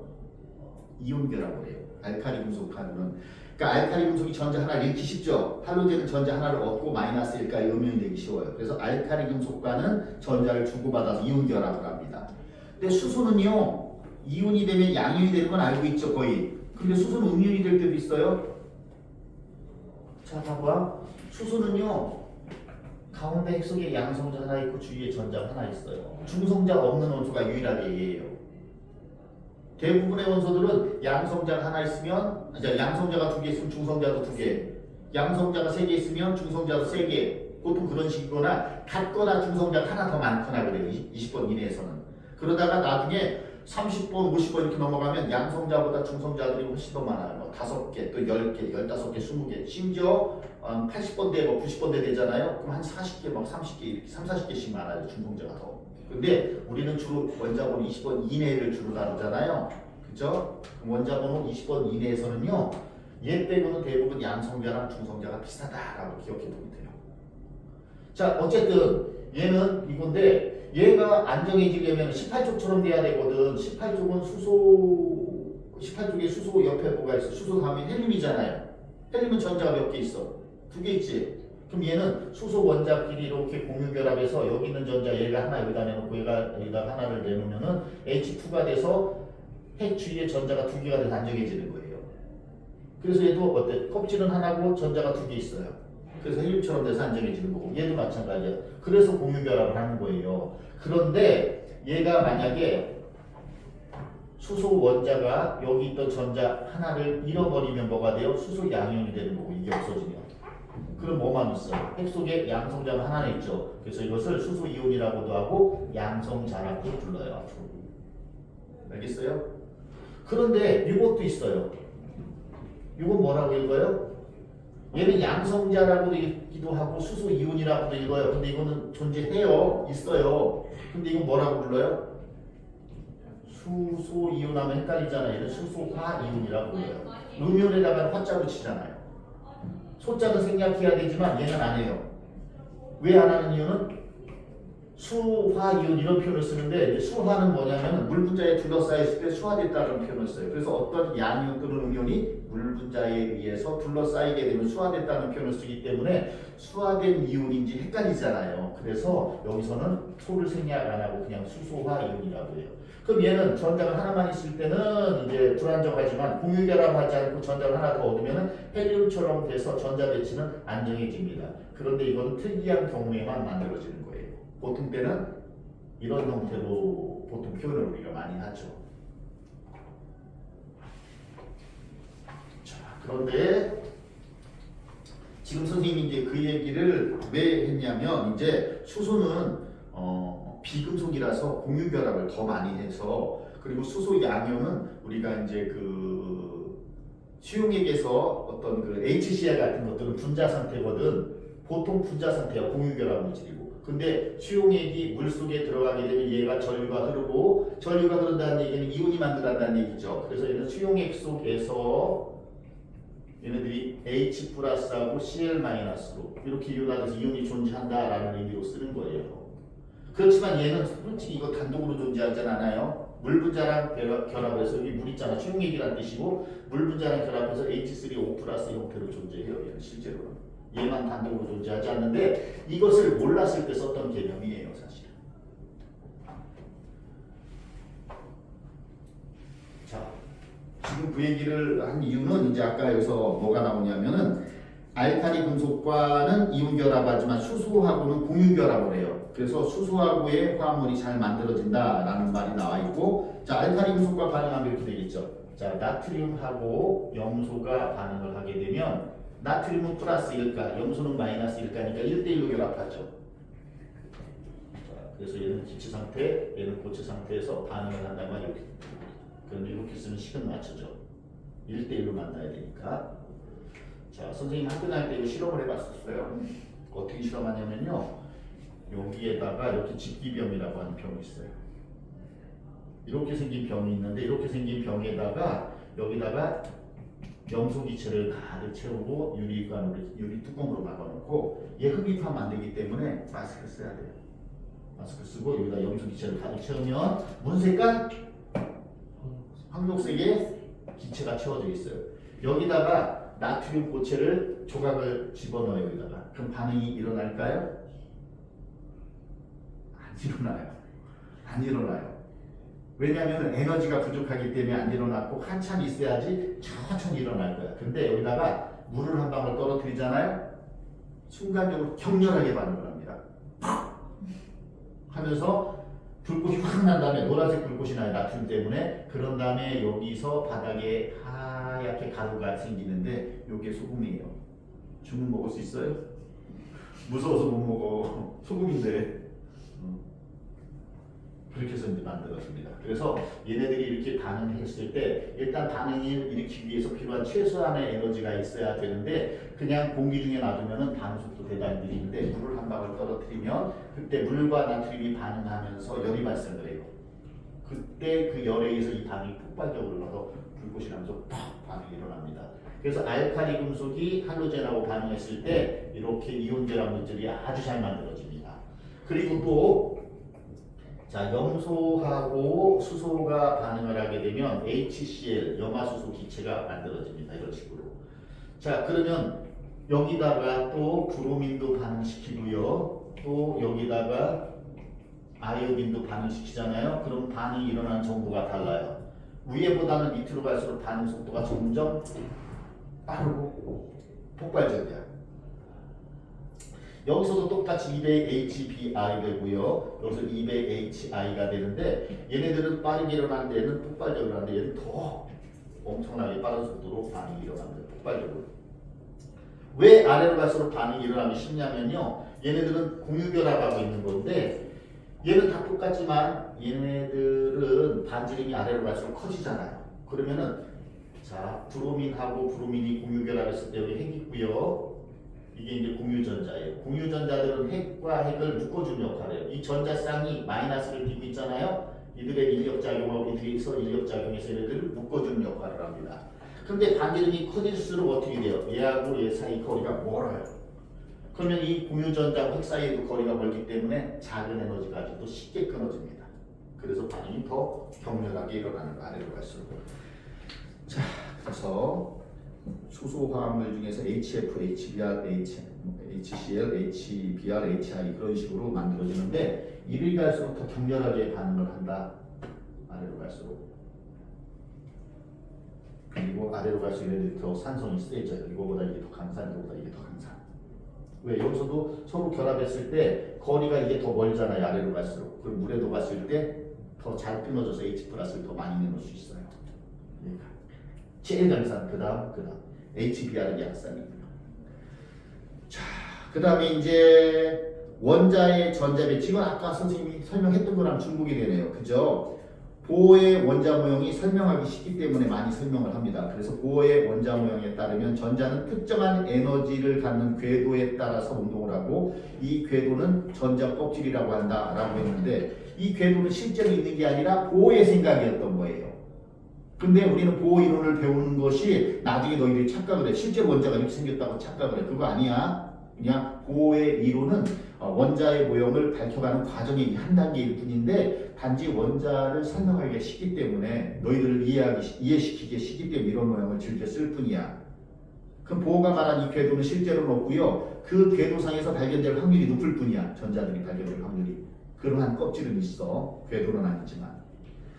자, 전자는 원자 핵에 가까운 전자 껍질부터 차례대로 채워져. 그 이유는 핵에 가까울수록 에너지 준위가 낮아. 에너지가 낮은 곳이 먼저 채워져야 되는 거야. 그리고 전자들이 에너지를 얻으면 핵과의 인력을 극복하고 더 벗어나려고 해. 그러니까 핵으로부터 멀리 떨어질수록 에너지가 높은 거야. 근데 에너지를 방출하고 낮아지면 더 핵에 가까이 끌려오게 되고 서로 인력이 작용하는데 전자가 에너지로서 힘이 세고 에너지를 많이 갖고 있어. 그럼 인력을 극복하고 더 활발하게 운동하려고 하기 때문에 멀어진다는 얘기야. 알았죠? 자, 그리고 첫 번째 껍질엔 전자가 2개까지만 채워질 수 있으며 그 다음부터는 두 번째 껍질이 8개, 세 번째 껍질에는 보통 원자번호 20번 이내에서까지는 8개만 채워져요. 그런데 20번이 넘어가기 시작하면 다시 세 번째 껍질을 또 채워. 알겠어? 근데 여러분들은 20번 이내만 배울 거야 지금 당분간. 그러니까 그거는 무시하고 그냥 첫 번째 껍질만 2개까지만 채워주고 그 다음 껍질부터 8개까지 채워질 수 있다. 이렇게 기억해 두세요. 원자과 전자 아까 설명했죠? 전자 배치했을 때 가장 바깥 껍질에 들어있는 전자 수를 말하며 그것이 원자의 화학적 성질을 결정합니다. 화학결합에 참여하여 원자의 화학적 성질을 결정한 전자를 원자과 전자라고 해. 그러니까 가장 마지막 껍질에 있는 전자가 원자과 전자 수가 되는 건데 18쪽만 이름이 달라. 알았지? 18쪽에서는 원자과 전자는 무조건 0이라고 해야 돼. 0. 알았지? 자, 그리고 여기서 중요한 건 원자과 전자가 원소의 화학적 성질을 결정한다라는 것. 그 다음에 리튬, 질소, 플로린, 염소가 있는데 리튬은 1조 원소입니다. 1조 원소니까 원자과 전자 1개. 그 다음에 질소는 전자 7개 중에서 2개는 첫 번째 껍질, 나머지 5개가 두 번째 껍질에 있어요. 그럼 껍질은 2개가 있으니까 2주기 원소고 마지막 껍질에 전자가 5개 있어요. 그럼 원자과 전자가 5라고 하는 거예요. 그 다음에 플로린은 원자 번호가 9번이고요. 전자도 9개가 있어요. 첫 번째 껍질에 2개, 그 다음 껍질에 7개가 있습니다. 원자과 전자가 7개가 있으니까 원자과 전자 수는 7이라고 하고 17조 원소가 되는 거예요. 염소는 첫 번째 껍질에 2개, 그 다음 껍질에 8개, 그 다음 껍질에 7개. 17개의 전자 중에서 마지막 kop질에 전자가 7개 있어요. 껍질은 3개 있으니까 3주기 원소, 마지막 껍질에 전자가 7개 있으니까 원자과 전자는 7, 그리고 17조 원소라고 해요. 3부터는 무조건 10이 더 붙어. 알았지? 전용 원소에서는. 자, 그래서 원자과 전자 수는 여러분들이 원자 번호만 알면 다 정할 수 있어요. 예를 들어서 이거 하나 보여줄게요. 만약에 원자 번호가 35번이야. 그럼 얘는 몇 주기 몇 조 원소일까 생각해봐. 첫 번째 껍질에 2개 채워져, 그 다음 껍질에 8개 채워져, 그 다음 껍질에 8개를 채우고 나서 이제 2개를 채운 다음에 여기가 나중에는 전자가 충분히 많아요. 그럼 여기 10개가 또 채워지는 거예요. 그런 다음에 남은 전자를 채워나가는 거야. 그럼 여기까지가 몇 개야? 28. 28이지. 그러면은 여기 2개 있으면 여기 5개가 또 있어야 되지. 그럼 이게 첫 번째 껍질, 두 번째 껍질, 세 번째 껍질, 이게 네 번째 껍질이야. 네 번째 껍질에 2개 채운 다음에 여기 10개가 더 들어간 다음에 그 다음에 또 채워지는 거야. 그래서 네 번째 껍질에 전자가 7개 있으니까 4주기 17쪽이 되는 거야. 그럼 누구야? 크로민이겠네. 그래서 원자번만 하면은 얘네들이 몇 주기 몇 조 원소인지 다 찾을 수 있어. 근데 이거 이렇게 들어가는 게 복잡하잖아? 그 필요 없어. 그럼 이렇게 해주면 돼. 첫 번째 껍질에는 전자가 2개 있어. 1주기 원소. 그 다음 2주기 원소 8개, 3주기 원소 8개, 4주기 원소 18개, 5주기 원소 18개, 6주기 원소 32개, 7주기 원소 32개. 그래서 봐봐. 요렇게 합치면, 그러니까 이렇게 합치면 50개, 이렇게 합치면 50개, 이게 100개란 말이야 이게. 그지? 그래서 다 합치면 118. 그럼 이것이 18조 원소의 원자 번호들이 이게 누적하면 돼. 얘는 원자 번호가 2번, 누적하면 10번, 누적하면 18번, 누적하면 36번, 누적하면은 54번, 누적하면 86번, 누적하면 118번이야. 이게 18조 원소의 원자 번호가 되는 거야. 그럼 얘를 기준으로 숫자가 이거보다 1이 더 많으냐 적으냐, 2가 더 많으냐 적으냐 이것만 비교해주면은 몇 주기 몇 조 원소인지 쉽게 찾을 수도 있어. 그러니까 이게 1주기 원소는 2개 있고 2주기는 8개, 3주기 8개, 4주기 18개, 5주기 18개, 6주기 32개, 7주기 32개의 원소들이 실제로 존재해요.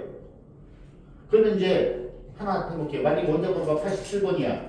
그럼 이 번호를 누적하다 보니까 얘랑 비슷하네. 얘보다 전자 하나 더 많네? 그럼 1조 원소지. 1조 원소인데 얘가 하나, 둘, 셋, 넷, 다섯, 여섯이야 껍질이. 그럼 얘는 하나가 더 많으면서 껍질 하나 더 생기지. 그럼 얘는 7주기 1조 원소가 되는 거야. 알겠지?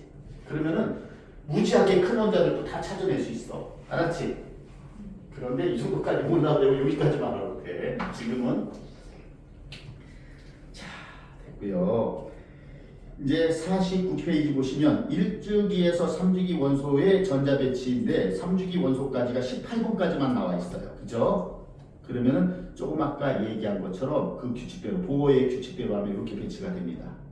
첫 번째 껍질에 수소하고 헬륨, 두 번째 껍질에 리튬부터 네온까지, 여기 10번까지야. 그러면 11번부터 18번까지가 아르고 됐어요? 그러면 이때 껍질 수가 1주기, 2주기, 3주기, 주기가 되는 거고요. 주기가 껍질 수랑 일치하고요. 그 다음에 조건의 끝자리가 원자과 전자 수랑 같고요. 그 다음에 18쪽은요. 원자과 전자 수는 모두 0이라고 합니다. 이해됐죠? 그럼 원소의 주기성이 나타날 까닭 요거 시험에 많이 나오고 많이 물어봐요. 그게 왜 그러냐라고 하면은 원소의 화학적 성질을 결정하는 원자과 전자수가 주기적으로 변하기 때문이다. 이렇게 대답할 수 있어야 돼요.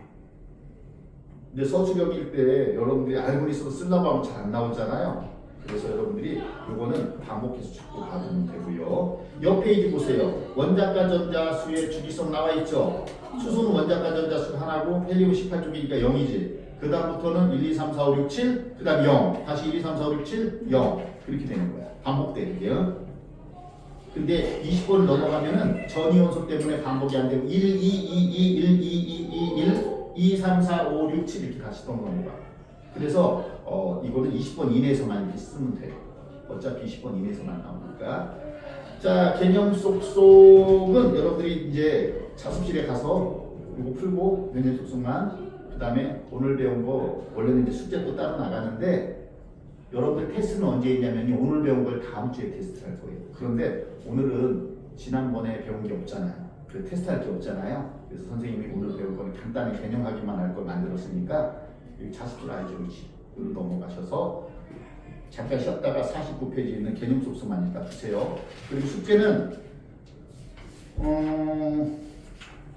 50페이지는 뭐 실험 내용이니까 읽어만 보면 되고요. 51페이지부터 55페이지까지 51에서 55 그리고 우리가 교재가 두 개죠. 자이스토리. 51에서 55인데 자이스토리는 아직 책이 안 나왔대요. 혹시라도 주중에 너희들이 나오면 구해서 요거 해당되는 거 책이 안 나와서 몇 페이지인지 선생님 모르겠어. 그래서 그거 나오면은 여기에 해당되는 부분까지도 숙제로 왔어요. 그럼 자이스토리는 문제가 많지는 않을 거예요. 자, 이해됐죠? 자, 그러면 자습실로 넘어가세요. 선생님 원래도 시험 같은 것도 수업 끝나고 자습실에서 이게 어딘지 알죠? 그리고 뒤에 다른 스케줄이 있어서 바쁘면